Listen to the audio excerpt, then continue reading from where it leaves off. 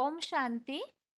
भगवत गीता श्लोक क्लास में आज के टेस्ट के लिए श्लोक नंबर है 16वें अध्याय का 6वां श्लोक, अध्याय 16 का श्लोक नंबर 6 और 12वें अध्याय का 15वां, अध्याय 12 का श्लोक नंबर 15। और सबसे पहले श्लोक संबंधित जो पॉइंट्स सुने हैं वो पॉइंट्स बताइए।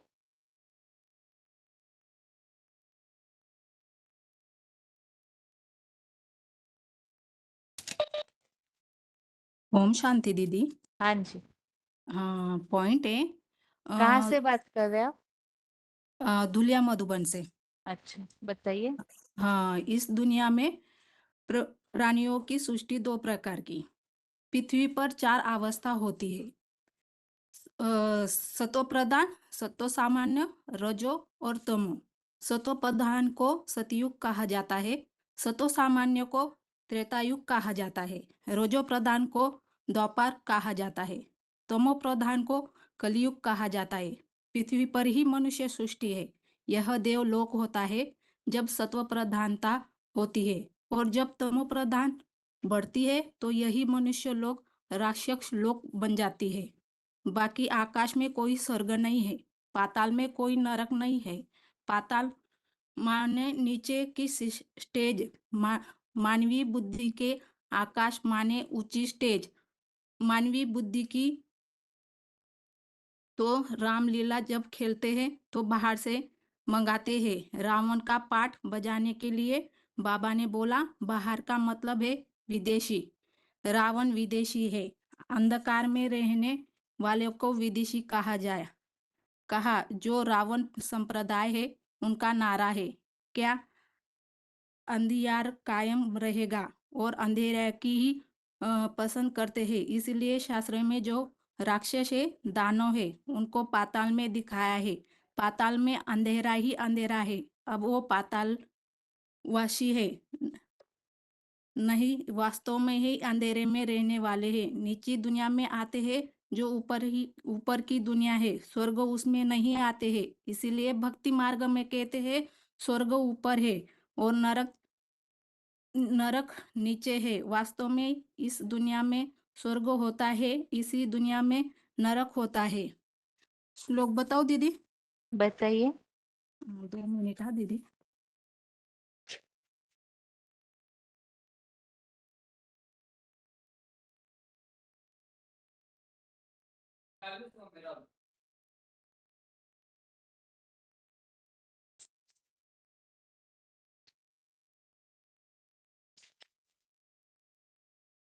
हाँ, दो भूत संग लोक, अस्मानी देव असुर अवेच्च।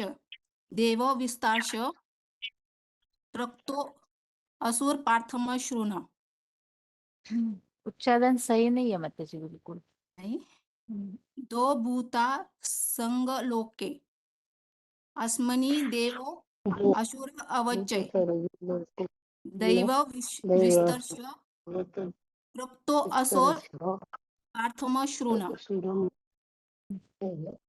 प्रैक्टिस कीजिएगा माता जी। उच्चारण हाँ, वाला ऑडियो है, उसे सुन करके प्रैक्टिस कीजिएगा, पहली ठीक। बार बोला है दीदी। हाँ हाँ, वही इसीलिए बताया आपको। हाँ, उच्चारण वाला एक ऑडियो मिलता है, आप मधुबन से ले लीजिए और उसे सुना कीजिएगा। चलेगा दीदी। ठीक। ओम शांति। आगे बताइए, अगला फोन जिनका अनम्यूट है। हेलो, हाँ जी। 6021। बाबा ने बोला है पृथ्वी पर चार अवस्था होती है, पण हर वस्तु हर व्यक्ति चार अवस्था से पसार होती है। सतो प्रधान सतयुग, सतो सामान्य त्रेता, तमो प्रधान द्वापर और कलयुग को भी कहा जाता है। तो अभी तो स्वर्ग आया नहीं है इस धरती पर। मना रामलीला बनाते तो बाहर से पार्ट बजाने वाला विदेशी आत्मा को लाते, रावण का पार्ट बनाना। हर वस्तु चार अवस्था से पसार होती, गन तो नंबर वार लगता है। श्लोक पढ़ो। हाँ जी। दो भूत स्वर्गी लोके अस्मिन् दैव असुर एवच। दैव विस्तरस्य प्रोक्त असुरम पार्थ में शृणु।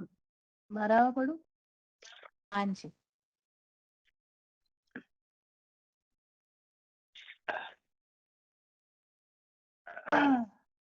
बारह का 15 यस्मात् न द्विजते लोको लोकान् द्विजते च यः हर्षाम हर्षे भये द्विवर्गे मुक्त यः स च मे प्रिय। आगे बताइए, अगला फोन अनम्यूट है।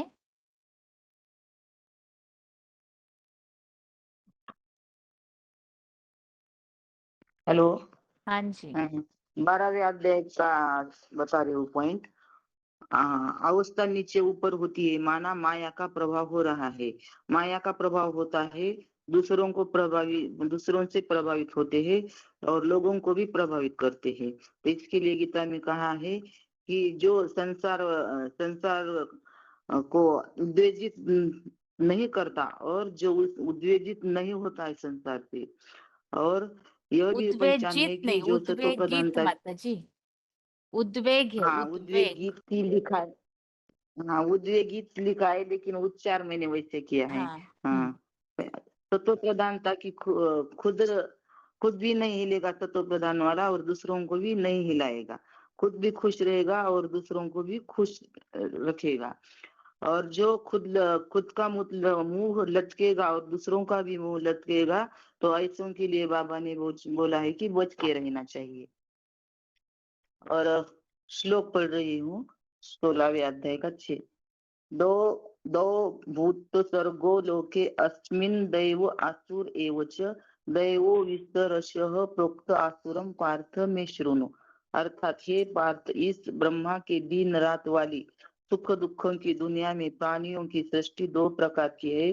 ज्ञान सूर्य शिव के दिन में देवताओं की, और नारकीय रात में देवताओं जैसे दुखदाई राक्षसों की दैवी सृष्टि विस्तार से चौमुखी संगठित ब्रह्मा मुख द्वारा पहले ही बताई गई। अब उत्तरोत्तर सदा दुखदाई आसुरी सृष्टि मेरे शिव समान जगत पिता से सुन। 12वें अध्याय का पढ़ू दीदी। पढ़िए। 15। यस्मान् न उद्विजते लोको लोकान् न उद्विजते च यः हर्षामर्ष भयोद्वेगे मुक्त यः स च मे प्रियः। अर्थात जिससे लोग महाविनाश काल में भी परेशान नहीं होते हैं, और ऐसे ही सारी वसुधा में कुटुंब ऐसा मातृव्रत जो लोगों से परेशान नहीं होता, और जो सदा काल इच्छा मात्र अविद्या होकर आनंद क्रोध भय व उत्तेजना से मुक्त है, वह मुझ शिव स्वरूप को प्रिय है। ओम शांति। ठीक है। आगे बताइए, अगला फोन ओम अनम्यूट। शांति दीदी। हाँ जी। क्या बोल रहे थे दीदी, पॉइंट बताओ। हाँ बताइए। 12 का बता रही हूँ दीदी। हम्म। इसमें स्मृत न उद्विजते लोका अवस्था नीचे ऊपर होती है, मानना माया प्रभाव हो रहा है। माया से प्रभावित होते हैं, खुद भी संशय बुद्धि बनते हैं और दूसरों को भी क्रिएट करते हैं। नहीं तो गीता में भी पहचान लिखी हुई है निश्चय बुद्धि की। यस्मात् न उद्विजते लोको लोकात् न उद्विजते च यः। ये जो संसार वालों को उद्वेग न पैदा करते हैं, उद्वेग माने अनिश्चय पैदा नहीं करते हैं, और जो संसार वालों से उद्वेग प्राप्त नहीं करते हैं, संसार वाले हिलाने से हिलते भी नहीं है, वो आत्मनिष्ठ है। ये पहचान है सत्व प्रधान और तमो प्रधान की। सत्व प्रधान खुद भी नहीं हिलेंगे और दूसरों को भी नहीं हिलाएंगे। सत्व प्रधान खुद भी निश्चय बुद्धि और दूसरों को भी निश्चय बुद्धि बनाएंगे। खुद भी खुशी में रहेंगे और दूसरों को भी खुशी बांटेंगे। और तमो प्रधान खुद भी लटका हुआ मुंह रहेगा और दूसरों को भी मुंह लटकाएगा। खुद उल्टा काम करेगा और दूसरों को उल्टा काम कराएगा। ऐसों का संग के रंग से बचना चाहिए। श्लोक पढ़ो। हाँ पढ़िए मतलब। ओके। यस्मात् न उद्विजते लोकात् न उद्विजते च यः हर्षामर्ष भय द्विग मुक्तयः सर्वे हेलो मे प्रिय। और हेलो 16 का 6 पढ़ती हूँ। दो भूत स्वर्गे लोके अस्मिन् दैव असुर एव च दैव विस्तरस्य प्रोक्तो आश्रम पाठ मे शृणु। बताइए माता जी, 12वें अध्याय के 15वें श्लोक में क्या समझाया है? हेलो। हाँ जी, आपको ही बोल रही हूँ माता जी, जबलपुर। हाँ बहन जी, देखिए क्या बताया है 12वें अध्याय के 15वें श्लोक में?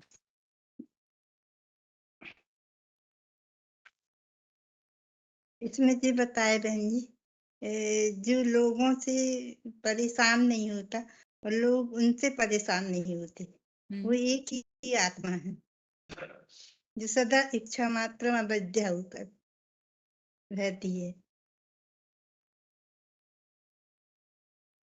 ये किनके लिए बताया हुआ है? बहन जी, जो प्रजापिता के लिए बताए अच्छा, और और इसके शिव अलावा? जो शिव समान बन जाते हैं। ठीक है, इसके अलावा और किसी के लिए नहीं है?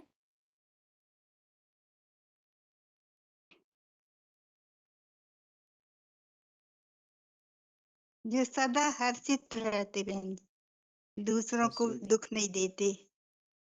बताइए सतना के माता जी, इस श्लोक में 12वें अध्याय के 15वें श्लोक में क्या पुरुषार्थ बताया हुआ है?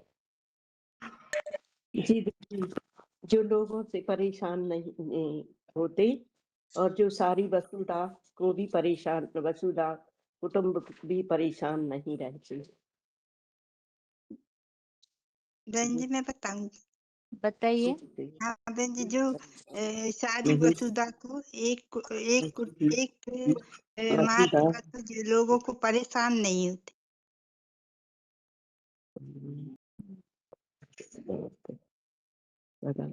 सतना के माता जी। हाँ, ओम शांति दीदी। हाँ जी। इसमें ये बताया है कि जो सतो प्रधान आत्मा होगी तो वो ना किसी को उत्तेजित करेगी और ना मना, जैसे कहते हैं ना बाबा, दुख में कभी दुखी नहीं होना है, सुख में कभी सुखी नहीं होना है। तो मना किसी को भी दुख नहीं देगी और ना स्वयं ही दुख देगी। जो दूसरों को दुख देता है तो अपने में भी दुख ले लेता है। तो ऐसी जो सतो प्रधान आत्मा होगी तो किसी से मतलब उत्तेजित नहीं होगी। जैसे कहते इच्छा मात्रम ये अविद्या, पुरुषार्थ अगर होता है किसी का, ऐसी स्थिति बनती है तो उन्हें क्या प्राप्ति होगी? इच्छा मात्रम अविद्या। इस तरह का पुरुषार्थ अगर कोई करते हैं तो क्या प्राप्ति होती है? बहन जी, वो सदैव आनंद में रहेगा, क्रोध नहीं मुक्त करेगा, ही रहेगा, जिससे मुक्त नहीं होगा। पाप मुक्त रहेगा। अच्छा, और? मना आनंद, क्रोध, भय, मतलब जो भी परेशानियां हैं उनसे मना प्रिय रहेगा, हर्षित मुख रहेगा। ओम शांति। ओम ओम शांति। 6:3 हाँ जी, बहन जी श्लोक पढ़े बहन जी। हाँ, 1 मिनट रुकिए वो मत। चीज बताइए नासिक के माता जी। शिव के लिए भी प्रिय हाँ। होगा वो पढ़ी दीदी, पढ़िए पहले श्लोक पढ़ो। पढ़िए पढ़िए। हाँ। एकमात्म उज्जीतते लोकन लोकान न उज्जीतते तया हर्षामर्षा योग देहि मुक्त यह च मे प्रिया। तो उसमें बताया गया है कि जो धारणा युक्त होते हैं, योग युक्त होते हैं ना, तो जो योगी होंगे वो किसी को परेशान नहीं करेंगे, ना उसी को कोई परेशान होगा, क्योंकि वो शांति सागर को याद करते हैं तो शांत हो जाते हैं। तो इसमें खास बात बताई है कि इच्छा मात्र अविद्या, और जो कोई भी इच्छा है वो कामना है उसकी पूर्ति नहीं होती है, खुशियां भी नष्ट हो जाती है, क्रोध भी आ जाता है, तो उत्तेजना भय से भी वो मुक्त हो जाने का इच्छा बताई गई है। तो वो मुक्त हो जाने के कारण गायब हो जाते हैं। क्या हो उनका जाते? बताओ दीदी। क्या बताए माता जी? मुक्त होने से क्या होते? उनकी खुशी गायब हो जाती है ना। क्या? वो इच्छा, उनकी इच्छाएं और भय जब हो जाता है, गायब हो जाता है ना, उनकी खुशी गायब हो जाती है। वो क्रोध से भी वो मुक्त हो जाती है और भय से भी मुक्त हो जाती है, तभी इच्छाएं उनकी गायब हो जाती है। ये भी बताया आगे का जैसे बताओ दीदी 16 इस काल में दीदी भी बताइए। परेशान नहीं होते। बहन जी मैंने 16 के पॉइंट भी लिखे थे। आपका ही पहले अनम्यूट हुआ था माता जी, फिर आप बोले नहीं जल्दी तो और फोन अनम्यूट किए। हाँ जी सॉरी बहन जी थोड़ी बताइए बताइए। नासिक के माता जी 1 मिनट है। रुकिए, नासिक के माता जी 1 मिनट रुकिए, जबलपुर बताइए माता जी 13,217। पॉइंट बताना बहन जी। हाँ बताइए। हाँ जी बहन जी। वार्तालाप नंबर है 703। रामलीला खेलते हैं तो बाहर से मंगाते हैं रावण का पाठ बजाने के लिए। बाबा ने कहा है बाहर का मतलब है विदेश से। रावण विदेशी है ना, या स्वदेशी है? रावण तो विदेशी है। अंधकार में रहने वाले को विदेशी कहा है। जो रावण संप्रदाय है उनका नारा है अंधेरा कायम रहेगा। वो अंधेरे को ही पसंद करते हैं। इसलिए शास्त्रों में जो राक्षस हैं, दानव हैं, उनको पाताल में दिखाया है। पाताल में अंधेरा ही अंधेरा है। अब वो पातालवासी है नहीं। वास्तव में अंधेरे में रहने वाले नीची दुनिया में ही आते हैं। जो ऊपर की दुनिया है स्वर्ग, उसमें नहीं आते। इसलिए भक्ति मार्ग में कहते हैं स्वर्ग ऊपर है और नरक नीचे है।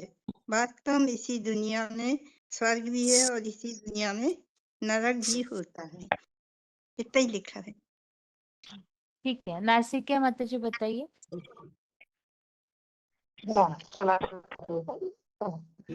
दो भूतो स्वर्ग लोके येन देवासुरे सच्चा एवो विस्तरशा प्रोक्त आसुरो प्रार्थने श्रुणु।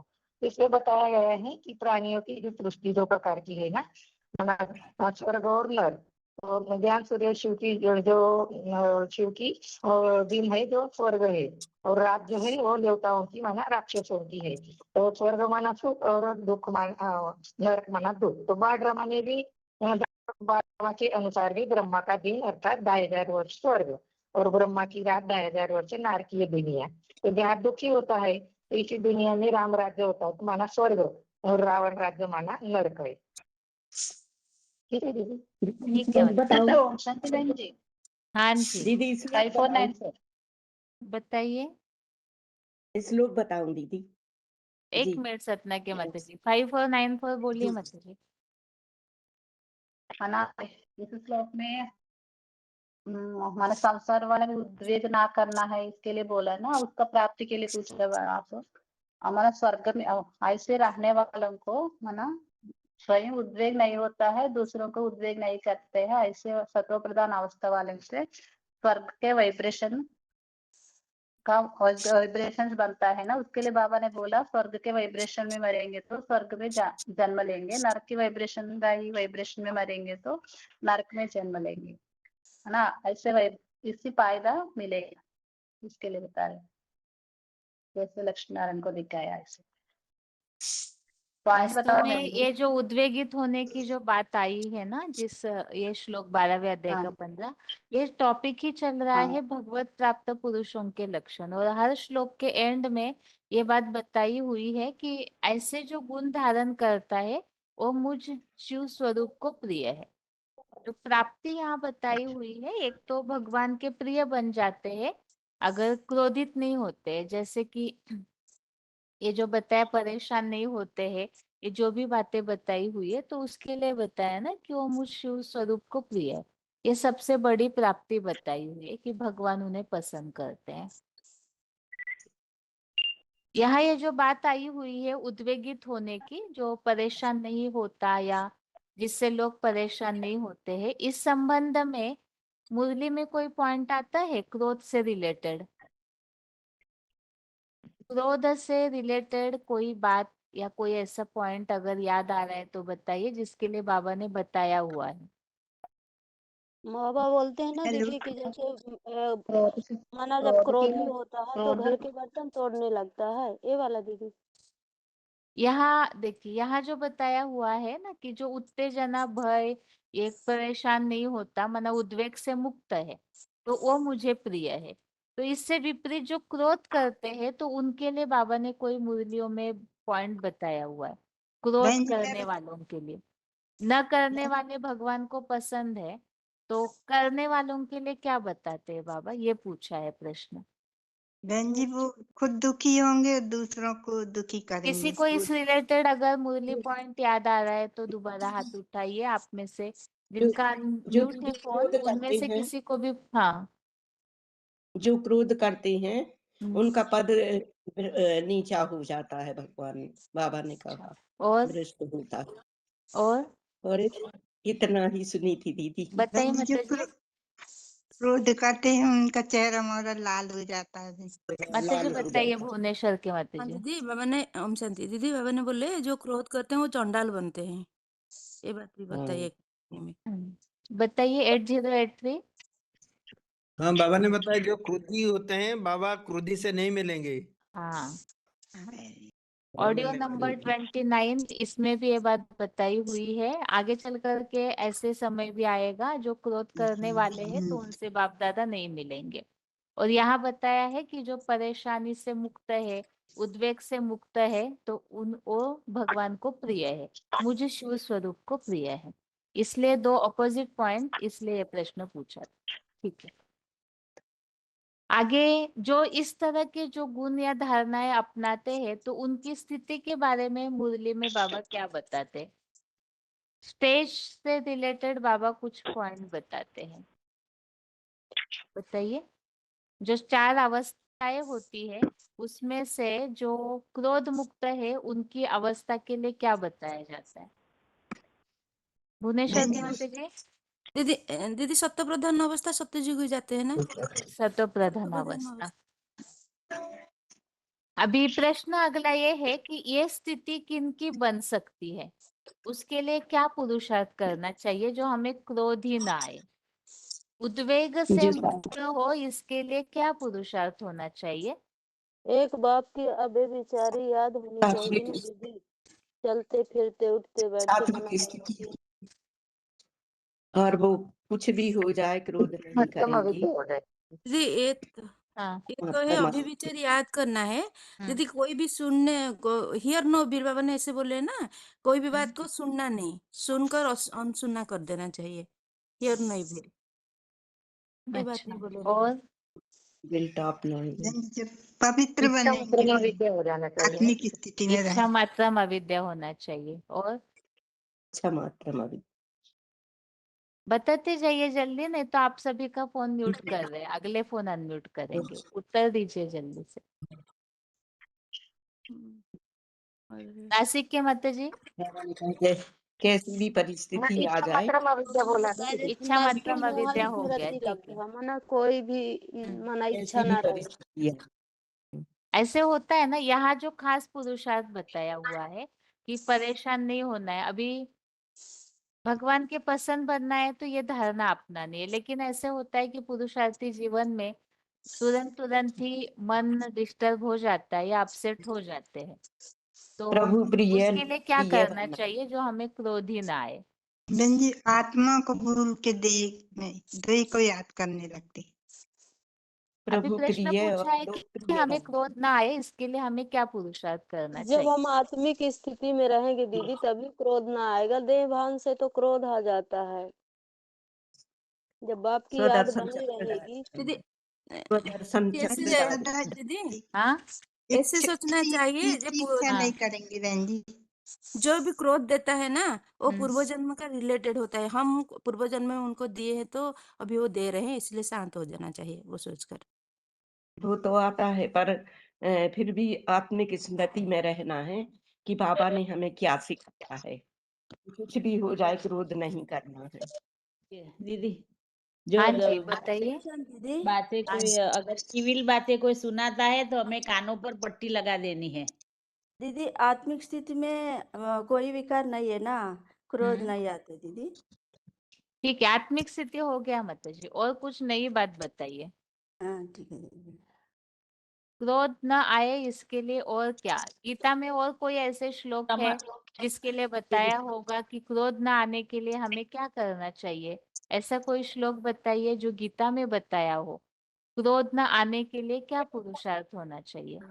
हाँ बहन जी, हाँ ओम जी। शांति। इसके लिए 5वें अध्याय में 23 श्लोक आया है ना, शक्नोति हैवेश्वरम प्राक् शरीर विमोक्षणात् काम क्रोधोद्भवम वेगम सा युक्तः स सुखी न रहा, सा सुखी न रहा, ऐसा बताया है ना। माना इस श्लोक में ही जो पुरुष परमात्मा स्मृति द्वारा नाशवान शरीर छूटने से पहले काम क्रोध आदि विकारों से उत्पन्न हुए आवेग को सहन में समर्थ है, वो मनुष्य योगी है, वो सुखी है, ऐसा बताया है ना।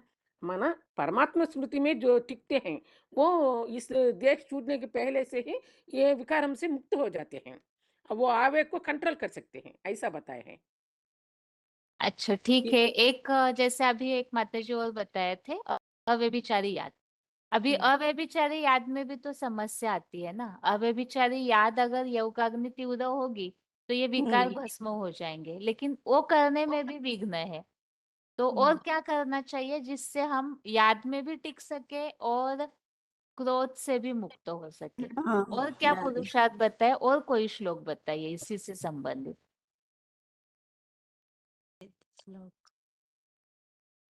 बताते जाइए। चंडीगढ़, मानसा, हाँ तो ढेंकानाल, दीदी बताइए 5 का माता जी। फोन 27 अनम्यूट किए हैं। 28 हाँ, 5 का दीदी 27 5 28 27 क्या हाँ जी बताया है इसमें माता जी? दीदी इसमें बताया कि बाहर के इंद्रिय भोगों को चित्त से बाहर करके हाँ। आत्मा में स्थिर होना हम्म, और अपवशीभूत इंद्रियों की मन बुद्धि वाला दुखों की दुनिया से दूर मुक्ति के आश्रित हुआ इच्छा भय क्रोध ही जो मननशील मुनि है वो सदा मुक्त है। ठीक है। और आगे बताइए आज मानसा। 6 के 3 में भी है दीदी। उरुरक्षे मुने योगम कर्म कारणम उच्यते योग रूढ़स्य तस्य एव क्षमा कारणम उच्यते। योग युक्त स्थिति में चढ़ने के लिए इच्छुक मुनि के लिए यज्ञ कर्म कारण कहा जाता है और उसके चित्त की शांति ही योगारूढ़ का कारण कही जाती है। और दीदी ये भी आ सकता है जथा दीपो निवातस्थो नेत्रे सुपन्ना स्मृता योगिना यहाँ माता जी प्रश्न है क्रोध। मूल हाईलाइट इसमें यहाँ क्या है? उद्वेग की बात चल रही है ना, तो ये बात स्पष्ट हो इस तरह से कोई बात बताइए कि हमें क्रोध ही ना आए। दीदी कर्मफल का ये 5 का 28 वाला श्लोक है दीदी। ठीक है। 5 का 28 अभी अभी बताया था किसी ने। 23 386 बताइए माता जी। 62 में बताया है ना बहन जी। मेन बात ये है, आत्मिक स्थिति में तो रहना है और कर्म फल का त्याग करना है। जो अलौकिक कर्म है उसमें भी ध्यान आता है दीदी, कर्म के फलों में। तो बताए 12 अध्याय का 12 नंबर श्लोक में बताया कि कर्म फल के त्याग करना है। कर्म फल के त्याग के बाद तुरंत शांति आता है। मन में न कामना रहेगा न क्रोध रहेगा। कामना से क्रोध उत्पन्न होता है, जिसके लिए गीता में श्लोक बताया ना कि कामेश रजोगुण समुद्भव काम से क्रोध से। तो कामना के माने कामना नहीं करना है, फलेच्छा नहीं करना है, तो कर्म फल का त्याग विशेष है। दीदी 5 के 20 में दीदी 5 के 20 में बताया है कि जो अति प्रिय है उसको पाकर हर्षित नहीं होना और जो अप्रिय है उसको पाकर दुखी नहीं होना। तो संशयहीन और स्थिर बुद्धि जो होते हैं वो ब्रह्म तत्व में स्थिर हो जाते हैं। ठीक है। और बताइए। 6th अध्याय में दूसरा श्लोक आया है ना बहन जी, जिसको संपूर्ण त्यागी मनसा संकल्पम से भी संपूर्ण त्यागी सन्यासी तभी कहा जाता है। उसको कर्मयोग समझने पर भी ठीक होता है, क्योंकि कोई सर्व संकल्पों का संपूर्ण त्यागी नहीं है तो वो योगी नहीं होता है ना। ये बात आई है। सर्व संकल्पों का त्यागी इच्छा मतलब अविद्या। ठीक है। और दीदी हाँ जी 12 के 9 में 21वां दीदी 5 के 28 माता में जी भी बताइए। हाँ दीदी 12 के 9 में बताया है कि जैसे कि 12 के 8 में बताया ना, मेरे में ही मन लगा। तो फिर 12 के 9 में बताया कि यदि मेरे में चित्त को स्थिरता पूर्वक लगाने में समर्थ नहीं है तो योगाभ्यास द्वारा मुझे सहज सहज पाने की इच्छा कर। तो फिर 12 के 10 में और बताया है कि अगर अभ्यास में भी समर्थ नहीं हो तो मुझ पर मेरे प्रति कर्म करने वाला बन, तो मेरे लिए कर्मों को करता हुआ भी सिद्धि को प्राप्त होगा। और यदि इतना करने में भी 11 में बताया है कि इतना करने में भी अशक्त हो तो मुझसे जुड़े सर्व संबंधों की शरण लेकर अपने को वश में करते हुए सब कर्म फलों का त्याग कर दे। और फिर जो 12 के बारे में बताया, ये सब करते हुए फिर इन सब स्टेप को पार करते हुए फिर अभ्यास से ज्ञान श्रेष्ठ है, और ज्ञान से लास्ट में मंथन विशेष है, और लास्ट में कर्म फल का त्याग जिससे शांति मिलती है। तो ये सारे स्टेप हम पार कर सकते हैं एक एक करके। तो इसके लिए बताया है कि थोड़ा थोड़ा ये सब करेंगे। 18वां का 53वां श्लोक है।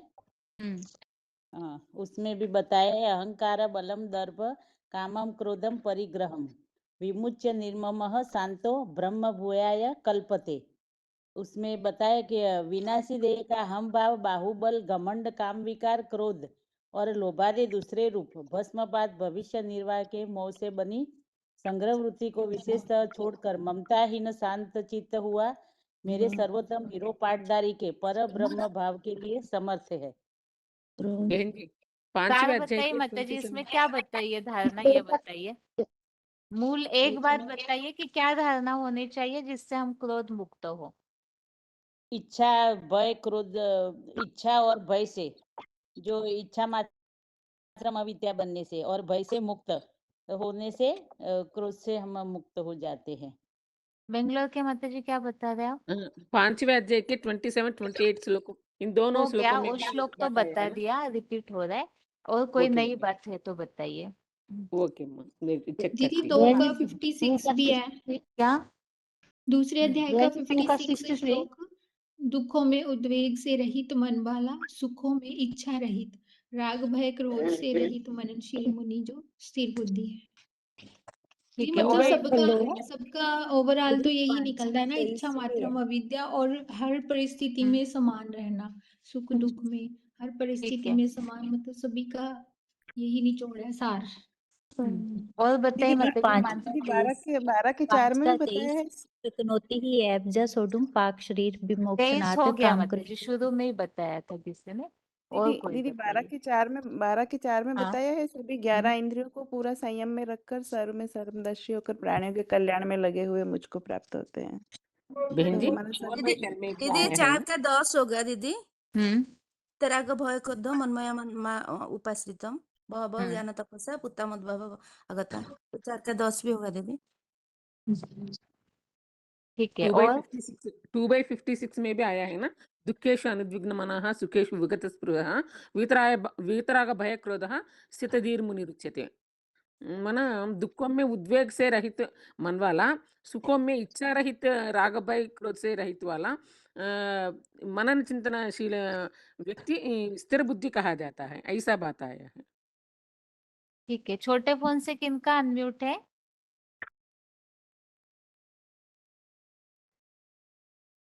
हाँ दीदी, इसमें मैं तो बाबा की बात बता रही हूँ।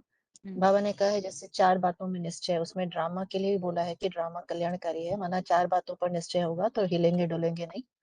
तो इसमें कि ड्रामा में जो भी हो रहा है, माना सामने वाला क्रोध भी कर रहा है तो हमारे ऊपर ही जैसे दया कर रहा है, क्योंकि जब जो कहा जाता है निंदा हमारी जो करे मित्र हमारा सोए, माना जब वो हमारी निंदा भी करते हैं, क्रोध दिलाने वाले कोई भी अपशब्द भी कहते हैं तो हमारा ही लोन चुकतू हो रहा है, माना हमें सहयोग कर रहा है हमारी उधार चुकतू कर। तो कल्याणकारी है साक्षी होकर उसमें रहना। ठीक है, आगे और कोई बताएंगे तो हाथ उठाइए, अन्यथा इस अभी जो भी बातें हुई दीदी जैसे कि इसमें बोला है कि कोई भी का विकार आकर्षित न करे, वो शांत स्वरूप रहता है। अभी बताते समय जो श्लोक बताए गए हैं, एक तो 5वें अध्याय का 23 और 26, अध्याय 5 का श्लोक नंबर 23, 26 और किसी किसी ने 27, 28 भी बताया। इसके अलावा अध्याय 2 का 56 नंबर श्लोक, ये सारे श्लोकों के अलावा जो दूसरे अध्याय का 62, 63, ये श्लोक खास जो बताया है कि क्रोध से बुद्धि नष्ट हो जाती है। तो इस श्लोक में जो बात बताई हुई है, मूल बात है संग का रंग। इच्छाएं निर्माण होने का कारण भी संग का रंग है, और बाकी जो भी है मतलब अव्यभिचारी याद भी होना है तो उसके लिए भी संग के रंग से बचना है। तो प्रश्न यही पूछा था कि उद्वेग से मुक्त होने के लिए मूल धारणा हमारी क्या होनी चाहिए। तो अपने को अन्य संग से बचाना, क्योंकि ज्यादातर अगर हम एकांत में हैं तो आत्मिक स्थिति की प्रैक्टिस कर ही पाएंगे। फिर भी थोड़ा सा कंट्रोल हो जाता है, क्योंकि वाणी में आते हैं तो उसके कारण ज्यादा संकल्प चलते हैं। तो इसीलिए ही इन सब का मूल ये है कि संग दोष से अपने आप को बचाए। तो इससे अन्न दोष वो भी बताया हुआ है, क्योंकि अन्न अर्थात खान पान से भी जैसा खाते हैं उस आधार से भी क्रोध आ जाता है। और बाकी जो 5वें अध्याय का 23-26 बताया हुआ है, तो उसमें भी ये बात बताई है कि अगर सहनशील हो जाते हैं, काम और क्रोध के आवेग को जो रोकने में समर्थ है, मतलब सहन करने में समर्थ है, तो योगी है, सुखी है। तो उस आधार से जो मुरलियों में बात आती है सहनशीलता, तो वो 12 के 15 में एक तो 12 के 15 में बताया है ना, संग जो के के रंग से लोगों से बचाना है, परेशान हो। और दूसरा बताया हुआ है सहनशीलता की पावर होनी चाहिए, और दूसरा अन्न दोष। अन्न दोष के कारण भी क्रोध आ ही जाता है अनियंत्रित, क्योंकि जैसे कि 17वें अध्याय में जो खान पान के श्लोक बताए हुए हैं, तो उस आधार से खान पान नहीं है, ज्यादा तीखा वगैरह खाते हैं, तो मुरलियों में भी बाबा ने जिसके लिए बोला है, तो उससे भी क्रोध आ जाता है। तो ये सबसे बचने के लिए, क्योंकि जो मुरली में बताया है कि आगे चल के क्रोधियों से बाबा नहीं मिलेंगे, तो इन सब से बचने के लिए क्रोध पर नियंत्रण जरूरी है। अभी हाथ उठाया किसी ने, बताइए। इंद्रियग्राम सर्वत्र समबुद्धयो ते प्राप्नुवन्ति मामेव सर्वभूत हिते रता। जो अपना इंद्रियों को संयम करता है तो वो सर्वभूतों के प्रति, सब प्राणियों के प्रति समभाव समदर्शी भावना रखते हैं। चाहे कोई आपको गाली देता है तो आप उसको सामना मत करो, लो अपने हाथ में नहीं उठाना है। तो बाबा ने बताया ना कि ये सारे वसुधा अपना क्या है, अपना परिवार है। तो सब आत्माओं का आप अपने को पूर्वज समझो कि मैं ही ये सारे दुनिया का सबका सदगति कराने के लिए निमित्त बना हुआ हूँ। तो इसीलिए जो भी बात आती है, जैसे माँ के आंख में कोई बच्चा अंगुली डाल देता है, क्या माँ उसको उठा के फेंक देता है? नहीं देता है ना। तो ऐसे भावना, भाव प्रधान विश्वरुचि राखा, श्रेष्ठ भावना अयं निजो पुरुवेति गणनाम लघुचेतसाम उदार चरिता नाम तो वसुधैवम कुटुंबकम। उदार चरित्र होना चाहिए आपके अंदर, सोच विचार शक्ति जो है आपके अंदर, वो सबके प्रति एक पारिवारिक भांति सूझ विचारधारा मन के अंदर समा रहेगा, तो किसी के प्रति वैर द्वेष भावना पैदा नहीं होगा। इसीलिए आप जो बताया अभी संग दोष, वो तो सबसे बड़ी चीज है। जितना एकांतवास रहेगा, एकांतवासा न झंझट न झांसा, तो वो भी चीज लागू होगा। ठीक है, अभी अगला प्रश्न है। एक टॉपिक तो डिस्कस हमने इस तरह किया कि हमें क्रोध नहीं आना चाहिए, जो उद्वेगित नहीं होता या लोगों से परेशान नहीं होता है।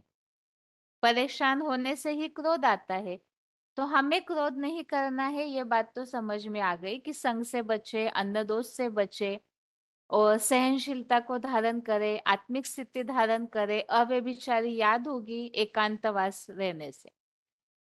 अभी अगला प्रश्न ये है, जैसे हमसे कोई क्रोधित न हो। कई बार ऐसे भी व्यवहार होता है, कुछ ऐसे बातें हो जाती है जिससे हमारे व्यवहार से लोगों को क्रोध आ जाता है।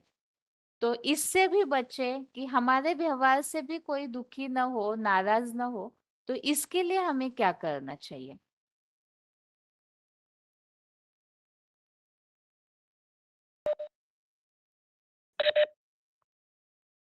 बताते जाइए जिनका अनम्यूट हो रहा है। ओम शांति। हाँ जी।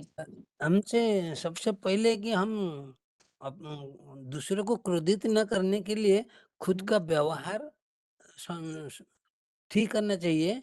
कि हम ऐसे कि नित्य वाणी में आया है, कोई किसी का शत्रु के रूप में जन्म नहीं लिया, कोई किसी का मित्र के रूप में जन्म नहीं लिया। व्यवहार के द्वारा सब मित्र और शत्रु बनते हैं। तो अगर हम खुद को सजा लेंगे कि खुद का कमजोरियां निकाल लेंगे, तो कोई हमसे परेशान नहीं होगा। और बताइए आगे किनका अनम्यूट है? हाँ हाँ ये जो बहन जी, इस हम भी यदि क्रोधित होगा कोई तो क्रोधित हो जाएगा हमारे ऊपर, तो हमको तो सजग रहना चाहिए कि हमें किसी के किसी भी परेशान नहीं करना है, किसी को दुख नहीं देना है। जब हम दुख देंगे तो वो हमारे ऊपर क्रोध करेंगे। जब किसी का भी किसी नष्ट करेंगे वो भी हमारे ऊपर क्रोध करेंगे। तो किसी को दुख देना नहीं चाहिए। हाँ जी, हेलो। बताइए। हाँ जी। हाँ, कोई क्रोधी करेंगे तो मैं एक्चुअली क्या करते हैं कि पहले मैं उनसे पूछूंगा कि मेरे से कुछ गलत हुआ है क्या? तो वो तो ज्यादातर लोग तो खुद तो बताते हैं, हाँ तूने ये किया है। तो किया है तो हम दोबारा उसके बारे में उसी टाइम सोचो, अगर गलत है तो एक्सेप्ट करो, नहीं है तो हम अपने भावना उनको बताओ। तो कभी क्रोधी बन गया तो बाबा कहते हैं तो कहीं कैसे न कैसे वहां से खिसक जाओ। ज्यादा उनसे आपस में बातचीत मत करो। अगर तुम्हारे पार्ट सही है तो तुम उधर ज्यादा भागवाट मत करो और उनको बोलो ठीक है। बस इतना ही करना है, अपने आप को वहां से बचा लो। नहीं है तो क्रोध के ऊपर वो हमें मार भी सकते हैं, कुछ भी कर सकते हैं, उनके क्रोध इस तो बढ़ते संबंधित जाएंगे। मुरली में कोई पॉइंट ऐसा अगर किसी को याद आ रहा है तो बताइए कि हमसे कोई परेशान न हो, इसके लिए मुरलियों में बाबा क्या बताते हैं। हाँ, हाँ जी, बताइए। अगला और एक फोन अनम्यूट किया है। इसमें इसमें बाबा ने एक और बात आई है कि सामने वाले को क्रोध आ रहा है तो उससे दूर भाग जाना चाहिए। ऐसा नहीं कि उसका सामना करना चाहिए। सामना करने से अच्छा है उससे दूर हो जाइए आप। तो सामने वालों को क्रोध ना है उसके लिए आत्म संयम रखना चाहिए, अपनी वाणी पे नियंत्रण रखना चाहिए, हाव भाव पे नियंत्रण रखना चाहिए और आत्मिक स्थिति में रहना चाहिए। और दूरदृष्टि होना चाहिए कि सामने वालों को क्रोध आ रहा है कि नहीं आ रहा। हमारे मुख से कोई ऐसी बात ना निकल जाए कि सामने वालों को क्रोध आ जाए और हमें लग रहा है कि इसे क्रोध आ रहा तो उससे दूरी बना ले, न कि उसके पास जाए। तो दूरी बनाने से क्या होगा, उसको सामने वाले का क्रोध भी शांत हो जाएगा और हमें भी कोई परेशानी नहीं होगी और उसे भी कोई समस्या का सामना नहीं करना पड़ेगा। और हमें कानून हाथ में नहीं लेना है। ठीक है, और बताइए आगे। 23-107।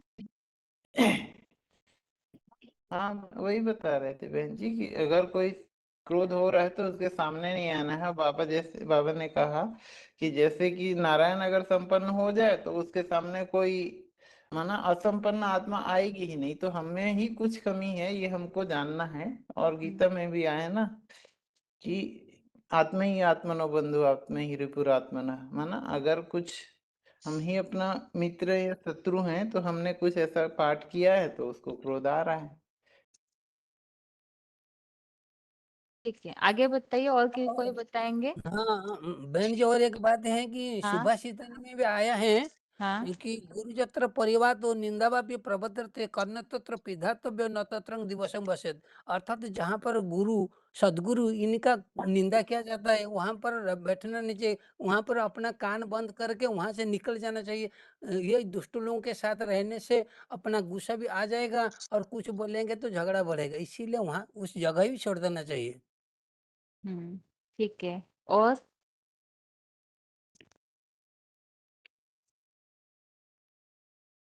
मुरली के अनुसार और अगर किसी को कोई पॉइंट याद आ रहा है तो बताइए। ऐसे प्रसंग में क्या करना चाहिए कि हमसे कोई क्रोधित न हो, इसके लिए हमें क्या करना चाहिए। बताइए मतलब जी। हेलो। हाँ हाँ जी। जी दीदी, यदि हम BCD 16 का पॉइंट है कि हमें ये समझना चाहिए कि ये 500-700 करोड़ की दुनिया हमारा परिवार है और जो अज्ञानी है उनके ऊपर हमें रहम की दृष्टि करनी है, ईर्ष्या द्वेष नहीं करना, क्योंकि 84 जन्मों की जो भी जनरेशन है उसके हम पूर्वज हैं। और इसके लिए ये भी हम कह सकते हैं कि क्षमा बड़न को होत है, छोटन को उत्पात। तो क्षमा भाव होगा, क्योंकि जो छोटा यदि बड़ा क्षमा भाव क्या, रखें तो क्षमा बड़न को चाहिए, छोटन को अपराध, ऐसे वो है। उत्पात। हाँ जी, तो उनको अज्ञानतावश छोटा समझ के माफ कर देना है। ठीक है। और ये भी सही तो है। कह सकते हैं ना जो हाँ टॉर्टोइस जो कछुआ के जैसे जैसे आपको क्रोध आ जाते हैं, आप उधर से अपने आप को विड्रॉ कर लो और ऐसे करके एक शिव बाबा में याद रखो हमेशा। तो भी आपका जो पिछले वाला जो कर्म है उसे धीरे धीरे बढ़कर आत्मा जो है वो सतो प्रधान बन जाएंगे। तो सतो प्रधान मीन्स सतयुग में जन्म लेने वाला। क्रोधी बन जाएगा तो वो तो वापस इसी नरक की दुनिया में आएंगे। ऐसे अभी मुरली पॉइंट मुझे याद नहीं है, ऐसे भी एक मुरली में मैंने सुना था। ठीक, आगे बताइए। ओम बहन जी, शांति। हाँ यदि जी। 5वें अध्याय के 20th श्लोक में बताया है ना, पहले हमारे बातों से दूसरों को दुख या क्रोध नहीं आना चाहिए। तो हमारा धारणा, हमारा प्रवर्तन, हमारा बिहेवियर अच्छा होना है ना। ना प्रहर्षेत प्रियम प्राप्य, ना उद्विचेत प्राप्य चाप्रियम। ಅಂದ್ರೆ मन प्रिय को पाकर अति हर्षित नहीं होना चाहिए। हम साक्षी दृष्टा होकर स्नेह पूरित बातें करना है ना। हमारा बिहेवियर पहले अच्छा होना चाहिए। ये ओम मत शांति। फिर इस प्रकार अप्रिय को पाकर दुखी नहीं होना चाहिए। हमको जो इच्छा नहीं है उसके ऊपर, वो उसको पाकर भी हम दुख को नहीं पाना चाहिए। इस प्रकार की बिहेवियर से हमको हमारा बिहेवियर से दूसरों को दुख ही नहीं आता है, क्रोध ही नहीं आता है। आने पर भी हम बैलेंस कर सकते हैं, ऐसा बताया अम्मा इस श्लोक में। ठीक है, और बताइए आगे। ओम शांति। ओम शांति दीदी। बाबा ने बोला, 29 हाँ जी बताइए। हाँ तो बाबा ने बोला नहीं कि नेहरू के इतने विरोधी थे, बहुत पीछे में विरोध करते थे, लेकिन वो जब आत्मा सामने आती थी तो एक भी विरोध नहीं करता था। तो यानी कि हमारा ओरा अव्यभिचारी याद से, एक बाप की याद से ऐसा पावरफुल हो जाए कि कोई विरोधी भी हो तो मेरे ओरा में आते ही उसका संकल्प परिवर्तन हो जाए और वो चेंज होके, और फिर मेरे को उसका क्रोध भी ना आए। तो ऐसे बाबा बोले कि एक बाप की याद से आत्मिक स्थिति धारण करके, और हम यदि वही संग दोष और अंग दोष से बच के, और इतना अपनी को इतना ओरा को मजबूत कर लेना है, वाइब्रेशन को, कि ना हमको उस स्थिति में ना हमको क्रोध आएगा और ना हमारे से कोई खराब बिहेवियर होगा। और यदि दूसरा कोई दूसरे संकल्प का है, यदि उस विरोधी है भी, तो मेरे ओरा के संपर्क में आते ही उसका संकल्प परिवर्तन हो जाए। ओम शांति दीदी। आगे बताइए। ओम शांति दीदी। हाँ जी। दीदी बाबा बोले हैं जो बीसीड में 12 अध्याय का जो बीसीड में श्लोक में जब टोटल विनाश होगा ना तो सारी दुनिया की 500 करोड़ आत्मा ब्रह्म की संतान बनेगी। और बाबा बोले असत की भावना और कोई अज्ञान में रहकर इस समय हमारा तिरस्कार कर रहे हैं, तो ही हमें रह मानना चाहिए कि अंदर से कि हमारी परिवार की भांति है। और वो जो बड़े होते हैं वो छोटे को तो क्षमाशील होते हैं छोटे के लिए। और बाबा बोले हैं कि एडवांस में जो चल रहे हैं उनका काम है कि दूसरों का खुशी देकर और सुख देकर हमारे सुख ही सृष्टि का निर्माण करने के लिए, अपने के लिए। और जो करेगा अपने लिए ही करेगा, और जैसा बीज बोएंगे वैसा हम जन्म जन्मांतर काटेंगे। खुशी दान करेंगे तो खुशी का प्राप्ति करेंगे। ठीक है, बताइए माताजी आगे। 94-32 बताइए माताजी। हाँ दीदी ओम शांति। हाँ, वो गुना दिख रहा हो ना नंबर। हाँ। मैं बाबा ने ये मुद्दे में बोला था दीदी के बाबा जब देखते हैं तो आत्मा की स्थिति में देखते हैं बच्चों को। कोई ये थोड़ी ना देखते हैं कि ये बुरा है कि या हम अवगुण है। कोई हमको सबके गुण ही देखने चाहिए, अवगुण तो देखने ही नहीं चाहिए। तो हमें आत्मा की स्थिति में आत्मा को ही देखना चाहिए। क्रोध आए तो, और बाबा ने एक मुद्दे में बोला है कि 3 बातों का ध्यान रखना है कि मीठा बोलना है, सबसे धीरे बोलना है, कम बोलना है। और दीदी एक बात और है कि आप सुधरे तो जग सुधरा। अपने आप को देखो पहले और दूसरे को दूसरा तो सुधर ही जाएगा। अपने आप को क्रोध नहीं आएगा तो दूसरे क्रोध कैसे आएगा? तो क्रोध आए तो आप शांत हो जाओ, शांत स्वरूप बाबा की याद में मनमना भव। आगे बताइए हाँ माताजी। हाँ दीदी, हाँ आत्मिक स्थिति वाली बात तो है ही, जैसे बाबा भी बताते हैं हित अनहित पशु पक्षी जाना। मतलब हमारी आत्मिक स्थिति होगी, सामने वाले की आत्मिक स्थिति होगी तो वो ज्ञानी कहलाएगा। और एक श्लोक है दीदी, मुझे नंबर तो याद नहीं है, लेकिन उसकी व्याख्या में बाबा ने यही बताया है कि ज्ञानियों की चलन कैसी होनी चाहिए। अज्ञानी जो है वो अधकचरी समझ वाले हैं, उनको हाँ। उद्वेलित नहीं करना है अपने बर्ताव से। 3 का और बात 29। भी बोल कौन अच्छा, सा और बात भी बोलनी है तो बाबा ने कहा है मखमली ज्योति होनी चाहिए, माना आप जो भी बात बोल रहे हो सच्चाई है, लेकिन उसको भी शुगर कोटिंग करके बताना। ठीक है आतिश। आगे बताइए किनका ओम अनम्यूट हुआ है? शांति। हाँ जी, 1783। हाँ जी, हेलो। हाँ जी, हाँ बाबा जी, बोले हैं कि बताइए। क्रोध ना आने के बाबा बताए हैं सबसे बड़ा ज्ञान की बात है कि जो आत्मिक स्थिति में रहेंगे तो हमारे को किसी पर क्रोध नहीं आएगा और हमसे कोई क्रोध नहीं करेगा। आत्मिक स्थिति रहना ही सबसे बड़ा बाबा बोले धर्म है।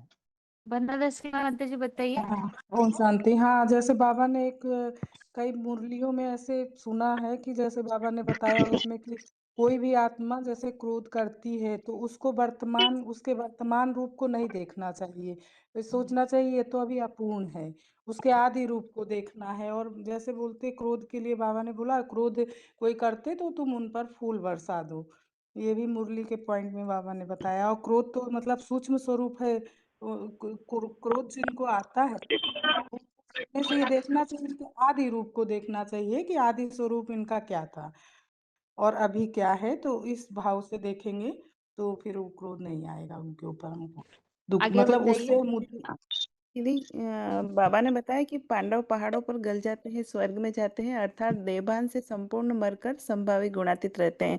तो कोई गाली दे तो मत लगाए तो भी मौज में रहे, एक कान से सुनकर दूसरे से निकाले, एक दरवाजा इधर एक दरवाजा उधर, हमारा ही हिसाब किताब चुप तो हो रहा है और गालियां के चिपकती है क्या।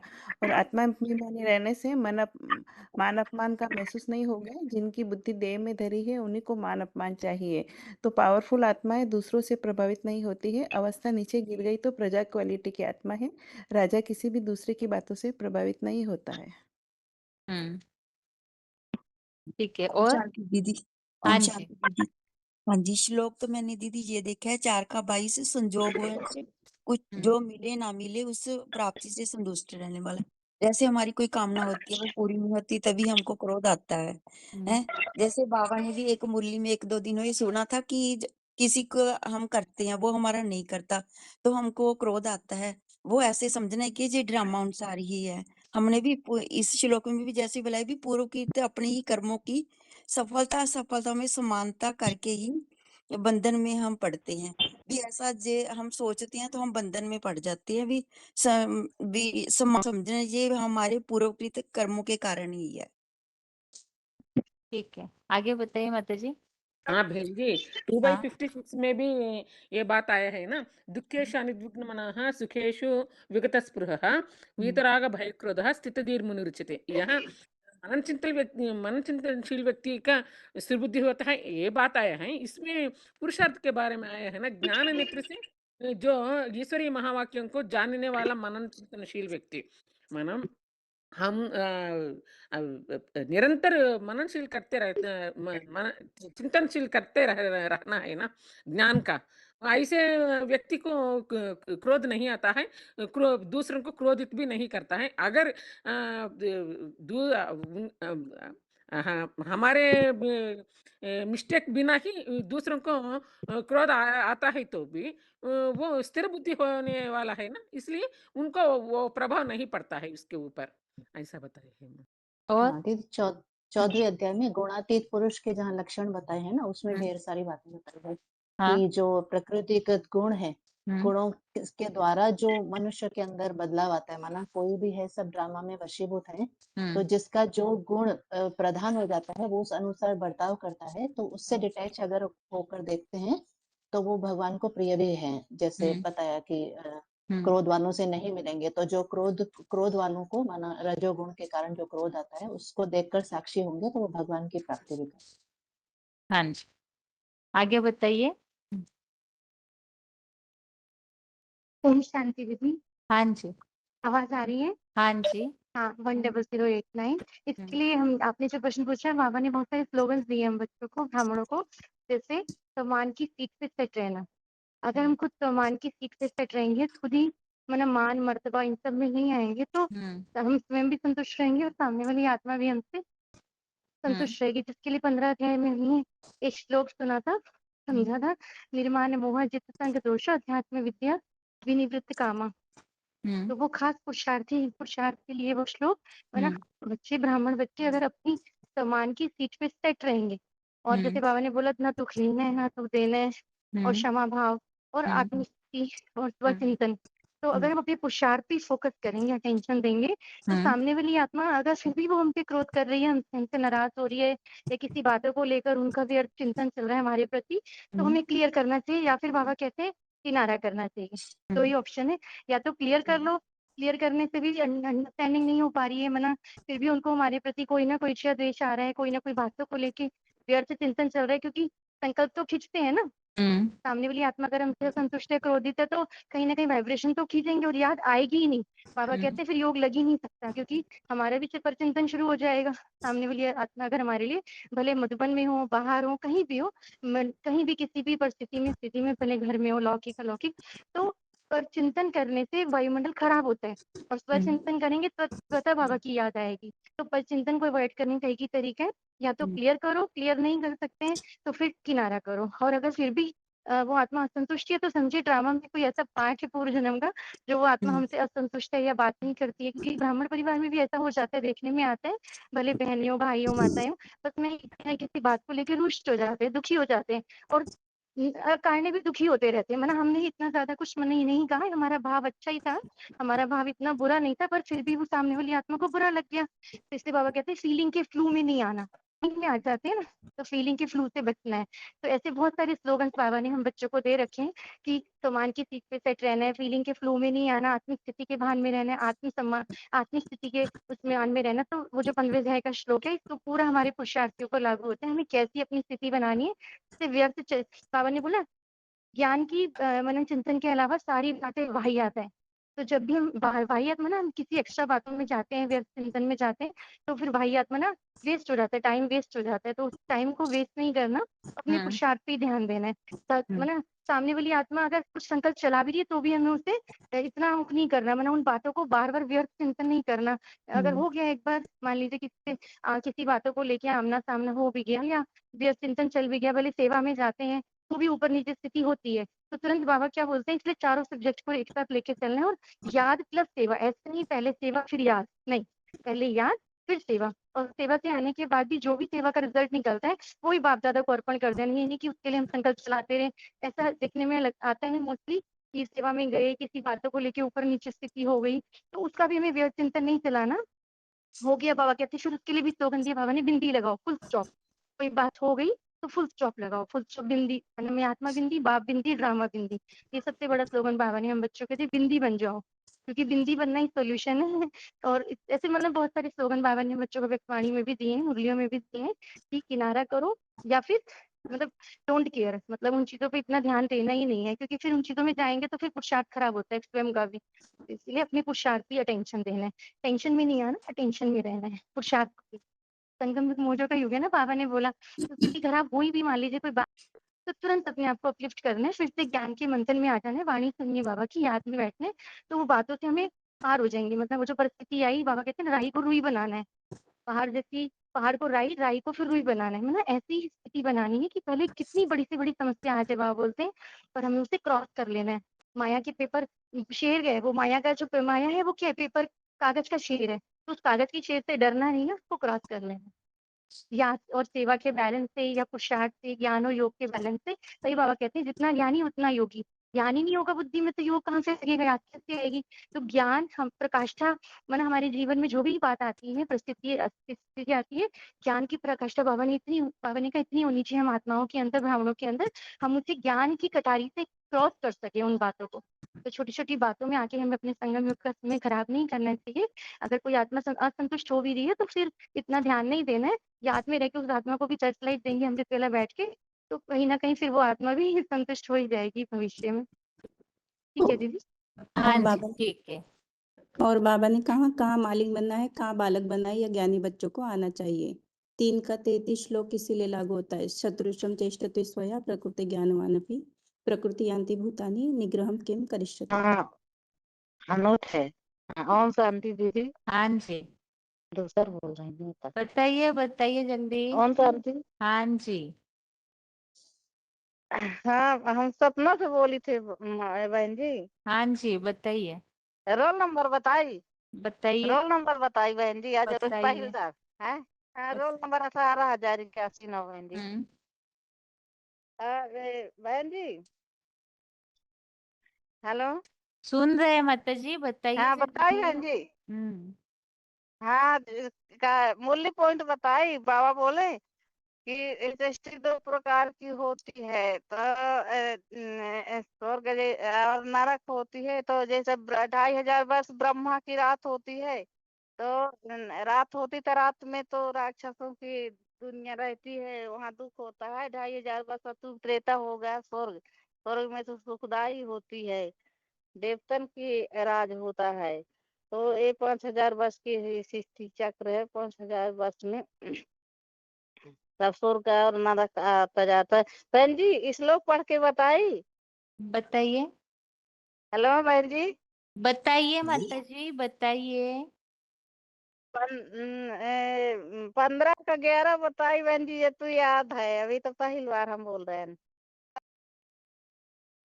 बता रही बहन जी। बताइए, जो बताना है जल्दी बताइए। सभी कुछ और टॉपिक चल हाँ रहा था, लिंक चल रही थी अच्छे से।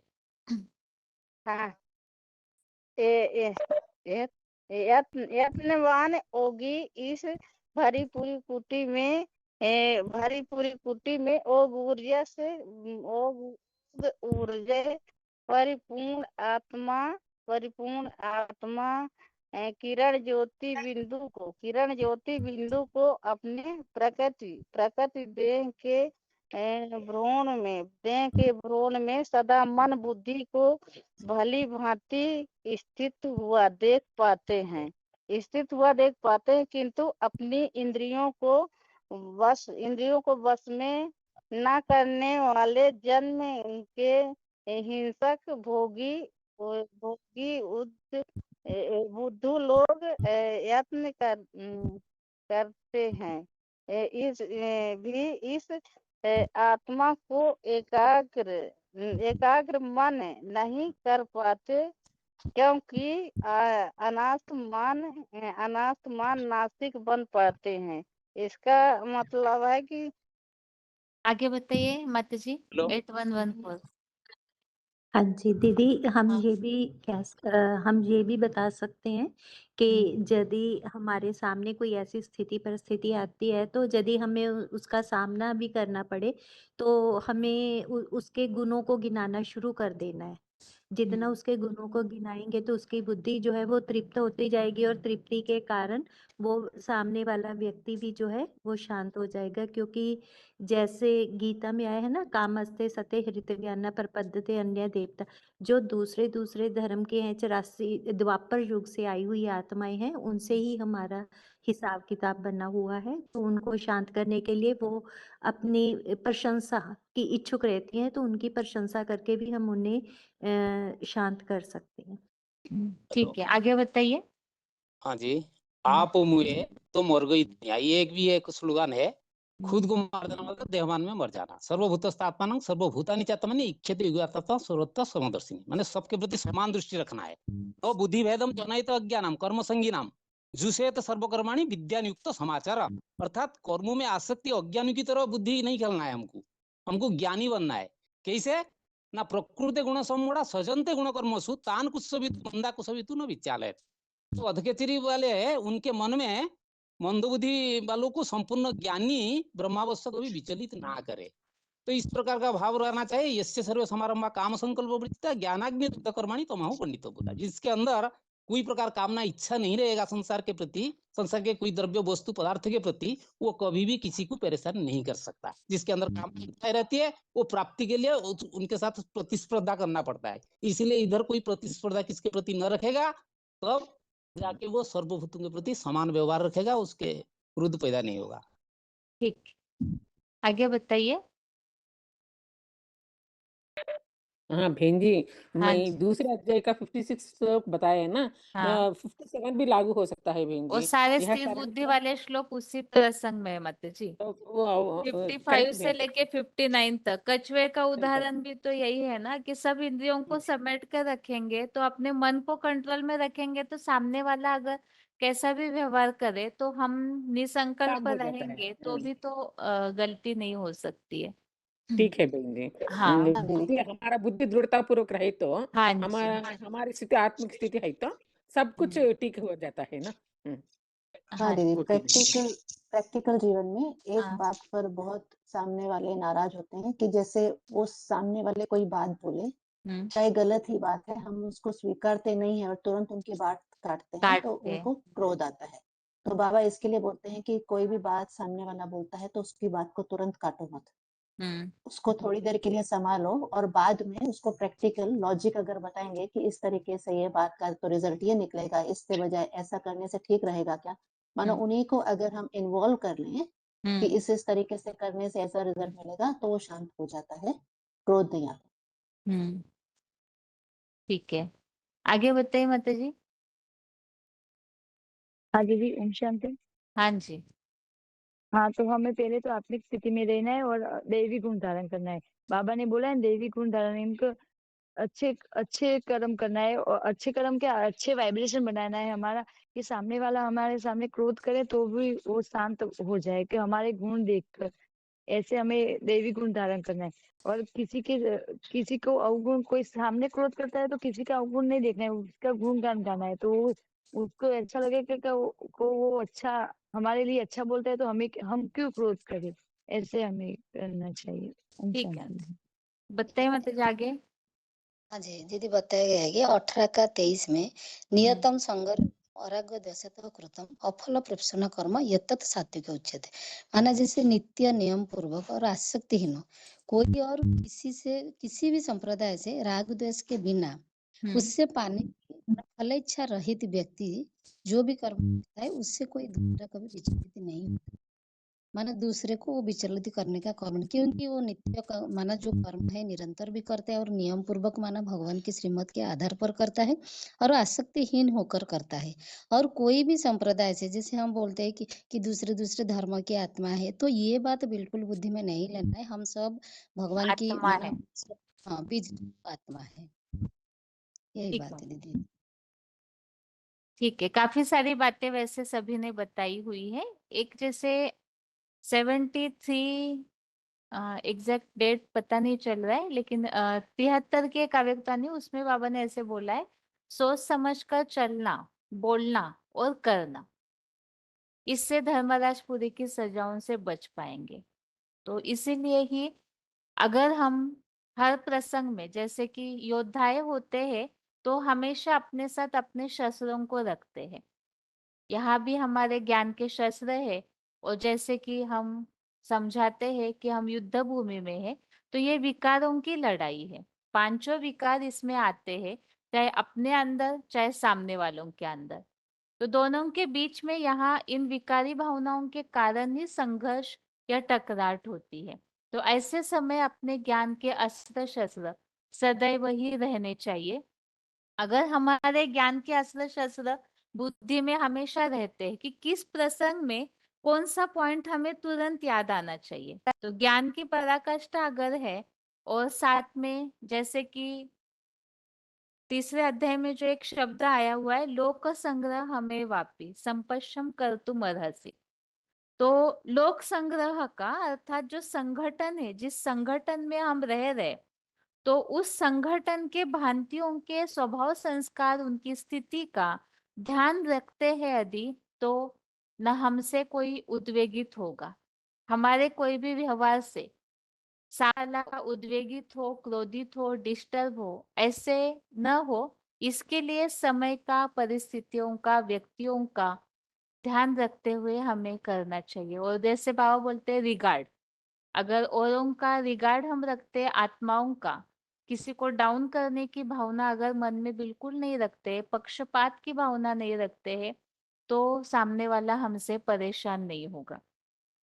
जो चौथे अध्याय का 41 और 42, अध्याय 4 का 41 और 42 इसमें जो बताया हुआ है कि आत्मा में स्थिर याद से संपूर्ण कर्म बंधन का त्यागी ज्ञान से सारे संशयों के छेदक को कर्म बिल्कुल नहीं बांधते हैं। इसलिए अज्ञान से उत्पन्न हुए इस हृदय में स्थित संशय को आत्मा की ज्ञान कटारी से काट कर योग में जुट जा, उठ खड़ा हो। तो हर समय ज्ञान की कटारी अर्थात ज्ञान के अस्त्र शस्त्र हमारे साथ जरूर होने चाहिए। मूल तो है ज्ञान की कमी के कारण ही विकारी जो भी भावनाएं हैं, जो प्रसंग ऐसे आते हैं तो उनका हम सामना नहीं कर पाते हैं और जो सात्विक स्टेज बननी चाहिए वो नहीं बन पाती है फिर। तो ये श्लोक बस हमने पॉइंट के द्वारा समझा था, इसीलिए पूछा क्योंकि ये स्थिति प्रैक्टिकल में धारण करने की बात है। विराट रूप में जो हमने समझा था कि लास्ट श्लोक जो बोला हुआ है कि भगवान को कौन प्राप्त कर सकते हैं, तो सब प्राणियों में वैरहीन हुआ। तो ये मूल बात है विराट रूप तक पहुंचने के लिए सबके प्रति समान स्थिति, क्योंकि ऐसी स्थिति होगी तभी ही अव्यभिचारी याद भी हो सकती है। अभी आगे हाथ नीचे किए हुए हैं सभी के, और जो टॉपिक बता करके रखा हुआ है विशेषकर पहले अध्याय का पहला श्लोक, ये समय है महाभारी महाभारत युद्ध का। ये बात सिद्ध करने के लिए किस तरह की बातें समझाई जा सकती है, तो पॉइंट्स के आधार से इसे रेडी करने के लिए बता कर रखा हुआ है। तो जिन्होंने भी रेडी किया है हाथ उठाइए।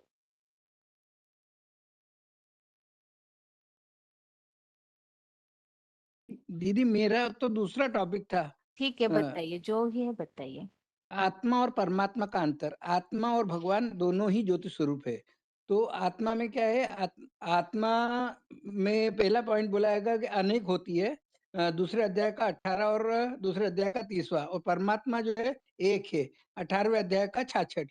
आत्मा जो है जन्म लेते हैं गर्भ से और जन्म मरण के चक्र में आते हैं, दूसरे अध्याय का 27 और 13वें अध्याय का 21। और भगवान का लिए परमात्मा के लिए बोला है दिव्य जन्म लेते हैं, शरीर में प्रवेश करके चक्र से न्यारे हैं, अजन्मा है। चौथे अध्याय का 9वां, चौथे अध्याय का 6ठा और 11वें अध्याय का 54वां। तीसरा जो बोला है देहधारी है, आत्मा जो देह को धारण करती है, इसके लिए 14वें अध्याय का 5वां और दूसरे अध्याय का 22वां। परमात्मा के लिए बोला विधेयी है, चौथे अध्याय का 6ठा। भोगी है, ये आत्मा है भोगी है, उसके लिए 15वें अध्याय का 9वां और 13वें अध्याय का 20वां। और परमात्मा के लिए बोला है अभोक्ता है, चौथे अध्याय का 14वां। आत्मा के लिए बोला करता है, तीसरे अध्याय का 5वां और 18वें अध्याय का 11वां। और परमात्मा के लिए बोला अकर्ता है, चौथे अध्याय का 13वां और 9वें अध्याय का 9वां। और आत्मा जो है अक्षर है, 15वें अध्याय का 16वां। और नहीं सॉरी, आत्मा है क्षर है, 15वें अध्याय का 16। और परमात्मा के लिए बोला वो अक्षर है, 15वें अध्याय का 16। और ये आत्मा के लिए बोला है त्रिगुणमयी है, 15वें अध्याय का 10वां और 14वें अध्याय का 5वां। और परमात्मा है गुणातीत निर्गुण है, 7वें अध्याय का 13वां और 13वें अध्याय का 14वां। और आत्मा के लिए बोला कर्म बंधन में आते हैं, 5वें अध्याय का 12वां। और परमात्मा कर्म बंधन से न्यारा है, 9वें अध्याय का 9वां। आत्मा के लिए बोला है कि अल्पज्ञ है, चौथे अध्याय का 5वां। और परमात्मा के लिए बोला है सर्वज्ञ है, त्रिकालदर्शी है, 7वें अध्याय का 26वां और 10वें अध्याय का 32वां। दीदी ये मेरा ये यहाँ तक का ही है। इसके बाद में ये जो आपने अभी जो बोला था टॉपिक, ये पहले अध्याय का, तो दीदी जो ये जो गीता ज्ञान जो है, जो इस महाभारत का जो प्रसंग है वो इसी समय का है। इसमें क्योंकि बताया कि सर्वधर्म परित्याज मामेकम शरणं व्रज, तो ये सारे जो धर्म इसी समय पे मौजूद होते हैं। और नाम के हिसाब से व्याख्या की, नाम काम के आधार पर पड़ता है, तो उसके हिसाब से बताया कि धृतराष्ट्र कौन है, दुर्योधन कौन है, दुशासन कौन है और व्यास कौन है, कौरव कौन है। ऐसे अलग अलग रूप से उसका जो संपूर्ण व्याख्या करी और उस व्याख्या करके बताया, तो वो इसी समय पे भगवान खुद आके ये सब व्याख्या करते हैं। दीदी बस इतना ही। ओम ठीक शांति। है, आगे बताइए माता जी।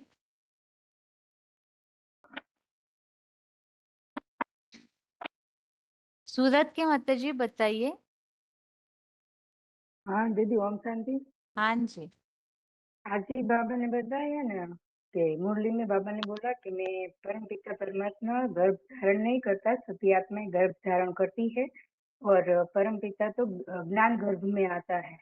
वो बात मुझे पता है दीदी। और वो जब परिपक्व हो जाता है ना तब वो बाहर आता है। ठीक है माता जी। हेलो एक हेलो मिनट, एक मिनट माता जी, एक मिनट। सूरत के माता जी और कुछ बताना है आपको? क्या बताओ दीदी, श्लोक बताओ 8 का, बताइए 12 का 15। बताइए बताइए।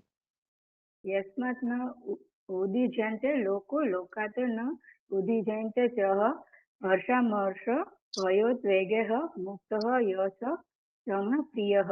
जिससे लोग महाविनाश काल में भी परेशान नहीं होते हैं और ऐसे ही सारी वसुधा में कुटुंब बस ऐसा मातृत्व जो लोगों से परेशान नहीं होता और जो सदाकाल इच्छा मात्र अविद्या होकर आनंद क्रोध भय उत्तेजना से मुक्त है, वह मुझको प्रिय है। इसमें बताया जिस किसी भी लोग से परेशान नहीं होते और दूसरों को भी परेशान नहीं करते, वो भगवान को प्रिय होते हैं।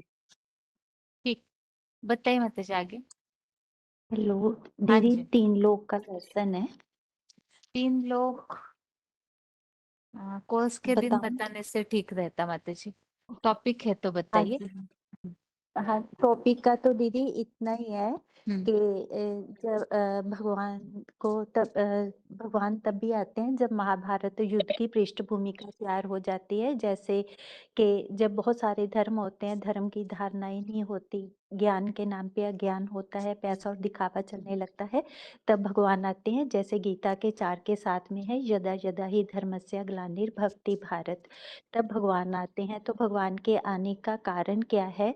जैसे कि 1 के 1 में है, धर्म क्षेत्रे कुरुक्षेत्रे संवेता युजुत्सुवा, माना जब अनेक धर्म हो जाते हैं और धर्म के नाम पर ही लड़ाई झगड़ा होता है और गृह युद्ध जैसी परिस्थितियां हो जाती हैं, हिंदू मुस्लिम झगड़े जो हैं वो होते हैं और धर्म की धारणाएं नहीं रहती हैं। और जब अलग अलग तरह के कर्म कांड होते हैं, जैसे मुर्दे को जलाना, दफनाना, पानी में बहाना, नदी तालाब के नजदीक रखना, तब भगवान आते हैं। तो भगवान जब आते हैं कलयुग के अंत में, तो वो कहते हैं कि सर्वधर्मान परित्यज्य मामेकम शरणम व्रज, सभी धर्मों को त्याग के मेरी शरण में आ जा।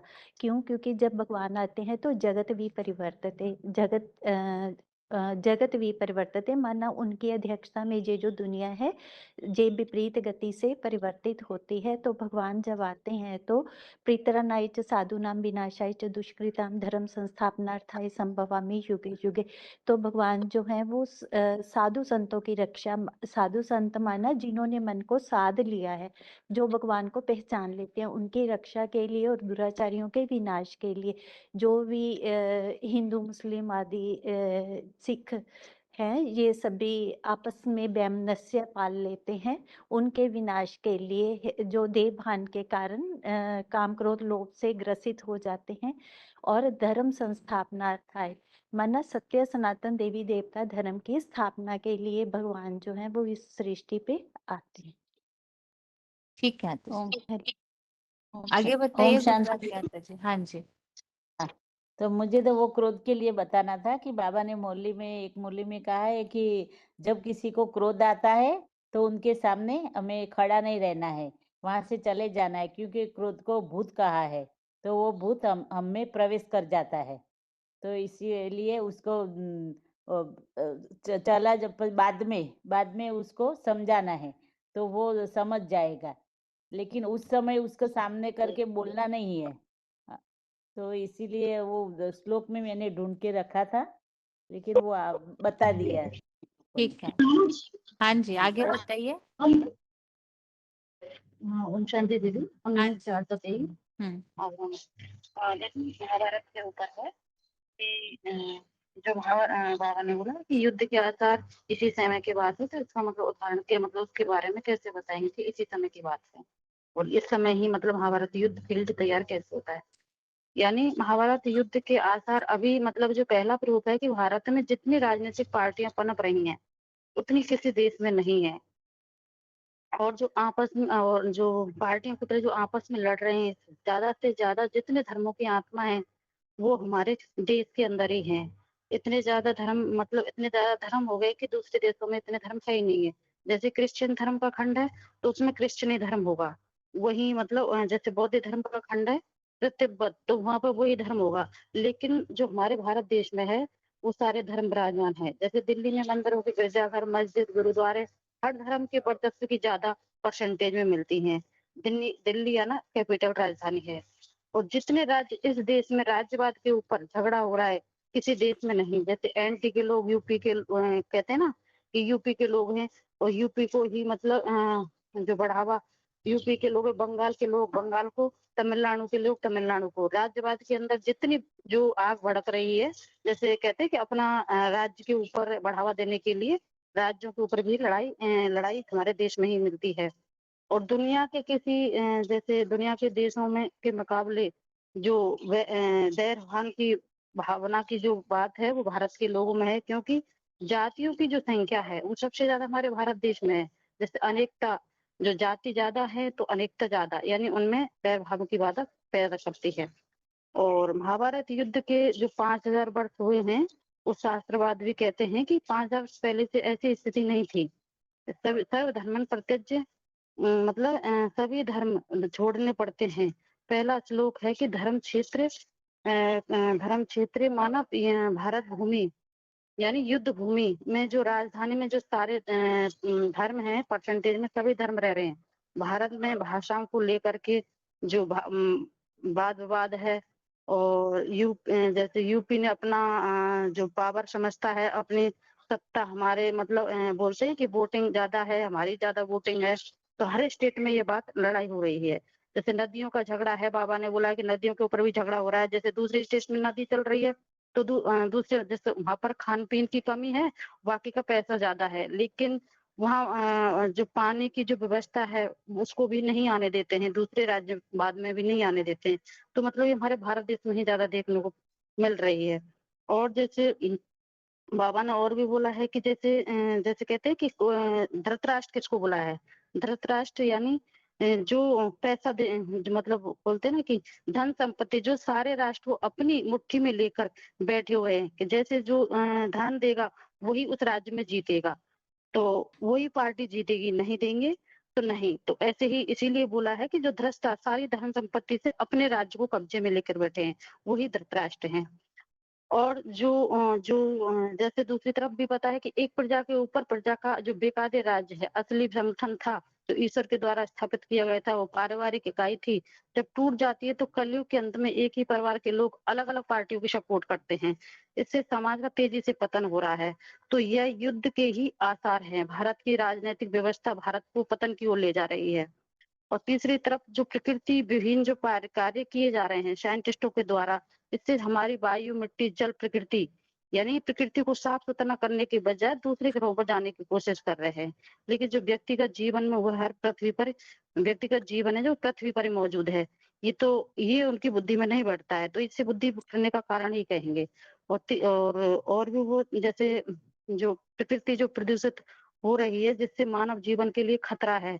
जो आज मनुष्य काम वासना को ही काम हेतु कम समझने लगा है, जिसके लिए भगवत गीता में क्या बोला है, कामेषु क्रोधेषु रजोगुण समुद्भव महातनो पापात्मा विद्धि निवारणी, यानी इच्छा पूर्ति न होने पर काम क्रोध से पैदा बुद्धि, जो काम क्रोध है वो बुद्धि को नष्ट कर देता है। आज जो अहंकारी बुद्धि है, बुद्धिहीन होने से विनाशकारी चीजों को बनाकर जिस डाली पर बैठे हैं उसी डाली को काटने की कोशिश भी कर रहे हैं। और दूसरी तरफ जैसे आज स्त्रियां हैं जब प्रदूषित हो जाती हैं, जैसे द्वापर धर्म आता है, तो मतलब दूसरे के संग के रंग में जो देवता धर्म की आत्मा है, जब उनके संग के रंग में आती है तो सारी दुनिया प्रदूषित हो जाती है। तुलसीदास ने भी कहा था, भय वर्ण सब संकर है, यानी अनेक प्रकार की छोटी बड़ी जातियों के मिल जाने से मतलब जो उनकी जो संतान पैदा होती है वो अपने बाप की बात नहीं मानता है। तो आज ये बात सब देखने में आ रहा है कि जो वर्ण संकर प्रजा है वो कुल नाशकों की दुर्गति की ओर जा रही है। यानी और भी बाबा ने बताया था कि जैसे कुल नाशकों में वर्ण संकर जाति दोषों से जो जाति धर्म स्थायी कुल की जो धारणा है वो भी नष्ट हो गई है। जहाँ पारिवारिक स्थायी घर के बुजुर्ग उसकी सब बातें मानते थे, यही बात आकर सिखाते हैं, लेकिन आदि सनातन धर्म भ्रष्ट कर्म भ्रष्ट बन गए हैं। धर्म को अपना मतलब पर धर्म को अपना लिया है और भ्रष्ट कर्मेंद्र से कर्म करने लग पड़ते हैं। तो इस्लाम में आया तो उसने क्या वो बोला कि बेकार की मतलब बेकार की लेन लगा दी। उन्होंने कहा जनसंख्या बढ़ाओ, रिश्ते भी चकनाचूर कर दिए। आज जब घर की स्त्री लक्ष्मी जब मत कहते हैं घर की स्त्री अगर लक्ष्मी हो तो घर स्वर्ग बन जाता है। जब घर की स्त्री लक्ष्मी बेकार उस अधूरी साथी कुछ मतलब जो घर की लक्ष्मी जो झूठी हो जाती है कर देते हैं तो घर नर्क बच जाता है। इससे समाज का तेजी से पतन हो रहा है और जिस माँ ने जन्म दिया उसी को आज घर से बाहर निकाल रहे हैं। तो यानी हमारा जो भारत देश है आज में जो भारत का जो युद्ध बन रहा है महाभारत का युद्ध वो कलयुग में इसी समय की बात है। ये मतलब वो निशानियां देखने में आ रही हैं। ठीक है माता जी। संग दोष कर बताना था। क्या माता जी? संग दोष और अन्य दोष का दीदी एक बताइए कोड था। बताइए। जैसे बाबा कहते हैं क्योंकि संग में जैसे संग में रहने से एक कहते हैं एक कहानी भी है कि एक टोकरी में सेब रखे थे, उसमें एक सड़ा हुआ था तो वह सारे सेबों को खराब कर देता है। वैसे ही अगर हमारे संगति अच्छी नहीं है तो हम भी अच्छे प्रभाव में उनके प्रभाव में आ जाते हैं, क्योंकि वाइब्रेशन का असर बहुत जल्दी पड़ता है। उसके लिए कहते हैं संकल्पों से ब्रह्मा ने सृष्टि रची। तो यह संकल्पों का ही तो प्रभाव है ना। तो आज कलयुग का ही प्रभाव देखो, आज जब मनुष्य की स्थिति खराब होने के कारण प्रकृति पर कितना असर पड़ रहा है। कहीं सूखा है तो कहीं बाढ़ है तो कहीं भूकंप है। उसके लिए गीता में आया है कि जब सतयुग त्रेता में देवताएं थे तो प्रकृति उनके अधीन थी, क्योंकि वे आत्म स्मृति में रहते थे। तो वहां पर भी प्रकृति हर चीज मुहैया कराती थी, सदाबहार मौसम रहता था। लेकिन अभी प्रकृति का प्रकोप इतना बढ़ गया है कि मनुष्यों को वाइब्रेशन का असर है। मतलब जो प्रकृति का प्रकोप बढ़ा है वो मनुष्यों को वाइब्रेशन का असर है। आज जीव जंतुओं को देखो, जंगल में रहने वाले जानवर इतने बीमार नहीं पड़ते हैं, लेकिन जो शहर में रहने वाले जानवर हैं वो जल्दी ही बीमार पड़ जाते हैं, क्योंकि वो वाइब्रेशन का असर है, क्योंकि मनुष्यों के प्रभाव में आ रहे हैं। आज देखो थोड़ी देर पहले हम ठीक थे, लेकिन कहीं से बुरी खबर आने से हमारे मन पर प्रभाव पड़ता है। कहते भूखी नहीं है तो मन को खबर बुरी पहुंची तो हमारा मन मतलब बेचैन होने लगता है। तो जो वो हमारी मास्टर ग्रंथि है, जिससे साइंस में पढ़ा था कि सारी इंद्रियों को वाइब्रेशन का असर से हमारा मन पर विचलित हो गया। और संघ के असर का प्रभाव देखो, आज जैसे हमने साइंटिस्टों ने भी बोला था कि एक गीता के श्लोक सुनाए गए थे, एक में गीता के श्लोक सुनाए गए थे, एक में गीत कविताएं सुनाई गई थी और साइंटिस्टों ने प्रयोगशाला में उसका प्रयोग किया। तो जो गीता के श्लोक सुनाए गए थे उन साइंटिस्ट उन पर मनुष्य उन पर अच्छा प्रभाव पड़ा था, लेकिन जो गीत कविताएं सुनाई गई उन पर इतना प्रभाव नहीं पड़ा था। तो वहाँ के साइंटिस्टों ने भी ये घोषित कर दिया था कि आने वाले समय में मतलब जो श्लोक हैं उनसे माइंड की बीमारियों को ठीक किया जा सकता है। तो ये वाइब्रेशन का ही तो असर है ना। तो और जैसे अन्य दोष की बात है कि जैसे हम प्रसाद बनाते हैं तो कहते हैं प्रसाद खाओ, क्योंकि ये तो हो गई दीदी संग के रंग की बात, और ये हो गई अन्न की बात चल रही है।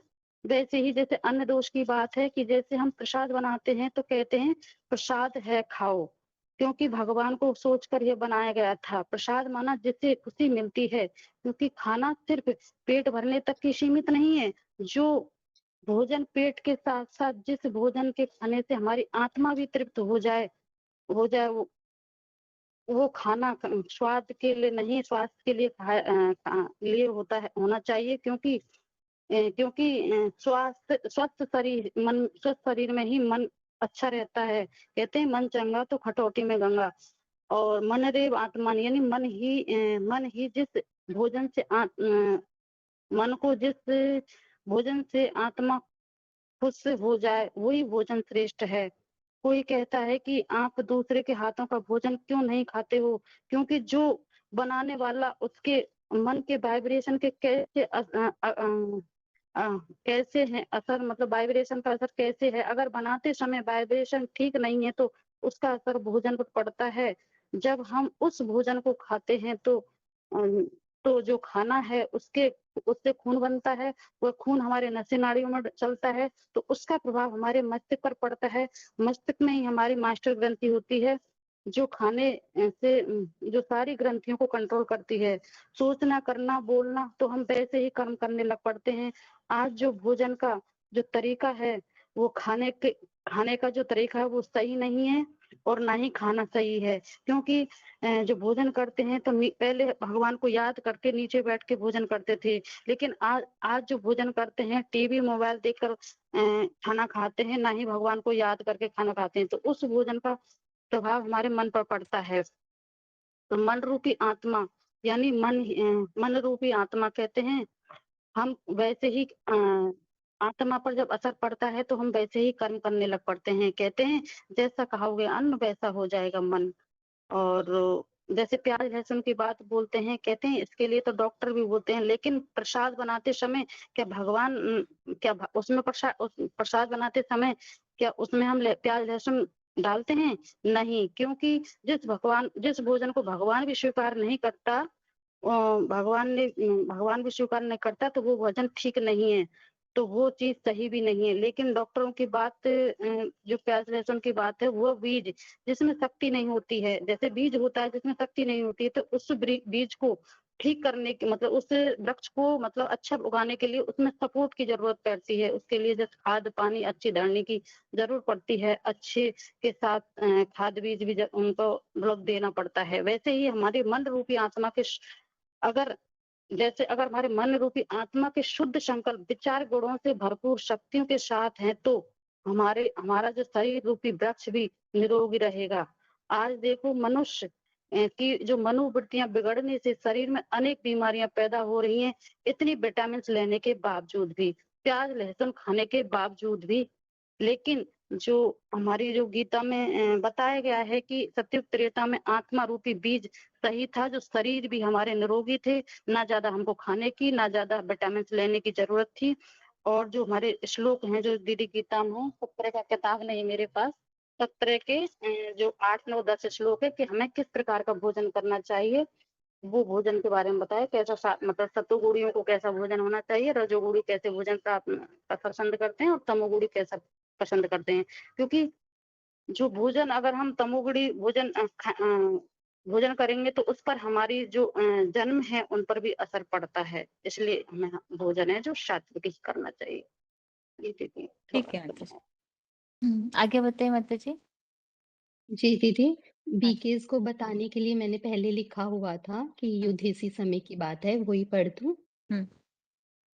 महाभारत का युद्ध इसी समय की बात है। इसकी शुरुआत होने से ही कौरव, दीदी मैंने पहले जैसे पास्ट बताया था ना, तो उसके आगे का ही है ये। हाँ जी। शुरुआत होने से ही कौरव और पांडव नाम से गुणों के आधार पर दो पक्ष बन जाते हैं, जो महाभारत में दिखाया गया है। पंडा बाप को फॉलो करने वाले पांडव और कुरु की औलाद कौरव, सिर्फ शोरगुल करने वाले जो कहते हैं हम स्वर्ग लाएंगे, हम करेंगे, हम करेंगे, वे हुए कौरव। महाभारत में पांडवों की संख्या कौरवों के मुकाबले मुट्ठी भर ही थी, जो अंतर अभी दोनों पक्षों में देख सकते हैं। 1 के 10 में कहा है, अपर्याप्तम तत् अस्माकं बलम भीष्माभिरक्षितम, पर्याप्तम एतेषां बलम भीमाभिरक्षितम। वास्तव में महाभारत युद्ध कोई द्वापर के अंत की बात नहीं, कलयुग अंत की बात है। इसके लिए कुछ श्लोक भी गीता में मिलते हैं। सर्वधर्मान् परित्यज्य मामेकं शरणं व्रज। सभी धर्म कल्प के अंत में ही इकट्ठे होते हैं, द्वापर में नहीं होते। यदा यदा ही धर्मस्य, धर्म की हानि भी कल्प के अंत में अब वर्तमान समय में दिखाई दे रही है। मया अध्यक्षेण जगद्वी परिवर्तते। और अब कलयुग के अंत में भगवान की अध्यक्षता में दुनिया कलयुग से सत्य की ओर जाती है। उनकी अध्यक्षता क्या है? माना ज्ञान के द्वारा। ऐसा साधारण मनुष्य रथ में आके ज्ञान सुना के सृष्टि का परिवर्तन करते हैं, जिसके लिए बताया है इदम शरीरम कौन्तेय क्षेत्रम इति अभिधीयते। मैं अर्जुन के शरीर को ही इसमें मतलब 13 के 1 में अर्जुन के शरीर को ही क्षेत्र कहा है, जिनसे इस धर्म युद्ध की और कर्म युद्ध की शुरुआत होती है। जो कहा है धर्म क्षेत्रे कुरुक्षेत्रे, धर्म क्षेत्रे अर्थात धर्म युद्ध की भूमि जहाँ अनेक धर्म मौजूद हों, अनेक धर्म पनप रहे हों, जो अभी कलयुग अंत की बात है, द्वापर की नहीं, क्योंकि द्वापर में सभी धर्म आए ही नहीं थे। कुरुक्षेत्र माना अपने अपने धर्मों का कर्म कांड करने का स्थान। कुरुक्षेत्र कोई हिंसक युद्ध करने की छोटी सी भूमि नहीं है। ये सारी ही सृष्टि अनेक धर्मों के पनपने से युद्ध भूमि बन जाती है। मन वचन और कर्म से युद्ध चल रहा है, इसलिए कहा है सर्वधर्मान परित्यज्य। सत धर्मों को त्याग के सारी सृष्टि में एक सत धर्म की स्थापना का अहिंसक युद्ध की शुरुआत उस साकार तनधारी से होती है जिसमें शिव प्रवेश करता है, और वो चैतन्य रथ है जो दोनों सेनाओं के बीच में खड़ा है। वो लकड़ी का रथ कोई स्थूल रथ की बात नहीं, जो कठोपनिषद में कहा है, आत्मानं रथिम विद्धि शरीरम रथमेव च, बुद्धिम तु सारथिम विद्धि मनः प्रग्रमेव च। इस शरीर को रथ समझो और आत्मा को रथी, बुद्धि को सारथी और मन रूपी घोड़ों को लगाम लगाने वाली रस्सी समझो। इसलिए उस शरीर रूपी रथ के बारे में कहा है, सैन्यो रुभ्योर मध्ये रथम स्थापय में अच्युत। वो अर्जुन का शरीर है जिसमें शिव ने प्रवेश किया है। वो कौरव रूपी बीकेज और पांडव के बीच में 76 से खड़ा है और ज्ञान सुना रहे हैं। ज्ञान सिर्फ एक अर्जुन को नहीं सुनाया था, ये नंबरवार सभी अर्जुनों को सुनाया जा रहा है। कहा है अभ्यासीन तू कौन्ते, हे अर्जुन तू अभ्यास कर। किसका? मन को वश करके आत्मा में टिकने का अभ्यास कर। जबकि कोई भी युद्ध भूमि में खड़े रहकर मन को कंट्रोल करने का अभ्यास नहीं कर सकता। हथेली पर आम नहीं जमाया जा सकता, उसके लिए समय चाहिए। अभी ही ये सृष्टि युद्ध भूमि है जहाँ सभी धर्म आपस में लड़ रहे हैं, तो यहाँ पर घर गृहस्थ में रहकर मन को, विकारों को, इंद्रियों को कंट्रोल करने का ज्ञान शिव साकार रथ के द्वारा दे रहे हैं। महाभारत में दिखाया युद्ध कोई हिंसक युद्ध नहीं है, ये धर्मों का युद्ध है, स्वयं से स्वयं के विकारों से युद्ध। जो इस युद्ध में जीतेगा उसके लिए स्वर्ग के द्वार खुलेंगे। अर्जुन का मोह के कारण हुई अवस्था भी इसी समय का प्रमाण है। जैसे भगवान आके बेहद का वैराग सिखाते हैं कि घर गृहस्थ में रहकर उपराम रहना है, मन मना भव, मन को मेरे में लगाना है, तब तो नंबरवार ज्ञान अर्जन करने वाले अर्जुनों की वही अवस्था होती है जो इसमें बताई है। सीदंती मम गात्राणि मुखम च परिशुष्यते। अपने सगे संबंधियों से बिछड़ने के डर से मुख सूखना, शरीर गर्म होना, रोंगटे खड़े होना, ये अवस्था मोह के कारण महसूस करते हैं। मोह सकल व्याधिन कर मूला। इस ज्ञान से पहले सगे संबंधियों से बिछुड़ने की या घर गृहस्थ में रहकर अनासक्त रहने का ज्ञान नहीं था। अब जब एक सद्धर्म की स्थापना में सहयोगी भी बनना है और संबंधियों को दुख भी नहीं देना है, तब ऐसी अवस्था हो जाती है। शास्त्रों में दैहिक युद्ध दिखा दिया है, पर ये एक सत धर्म की स्थापना के लिए सबसे पहले तो स्वयं से ही सत असत का, ज्ञान अज्ञान का, विचारों का, संस्कारों का युद्ध है। कुल का नाश और स्त्रियों का दूषित होना भी इसी वर्तमान समय को दर्शाता है, जो 1 के 38 में बताया है, कुलक्षय कृतम दोषम मित्र द्रोहे च पातकम। कुल का नाश कैसे हुआ? जब देवताएं सतयुग से त्रेता से नीचे उतरकर द्वापर में आए, कमजोर हो गए, दूसरों को दुख न देने के भाव के कारण अपने सनातन धारणाओं पर अटल नहीं रह पाए और धीरे धीरे सनातन धर्म प्राय लोप हो गया। जो अर्जुन भी कहता है, इससे तो भीख मांगकर खाना अच्छा है, पर मैं इन्हें मारना नहीं चाहता। स्त्रियों का दूषित होना भी अभी की बात है। द्वापर में द्रौपदी का चीरहरण, त्रेता में सीता का अपहरण, अभी कलयुग में स्त्रियों के दूषित होने की बात है। ये द्वापर की बात नहीं है, ये भी धर्म की हानि है। इसलिए कलयुग अंत में रुकना हाँ होगा। जी, हाँ जी, ठीक है ठीक है। जी। टॉपिक शायद कईयों ने तैयार नहीं किया होगा, तो रेडी कीजिएगा। जिनको भी बताने की इच्छा है तो तैयार करके अगले क्लास में बताइएगा। ये छोटे फोन से किनका अनम्यूट हुआ है? रोल नंबर बताइए एक बार। ओम शांति। हाँ जी,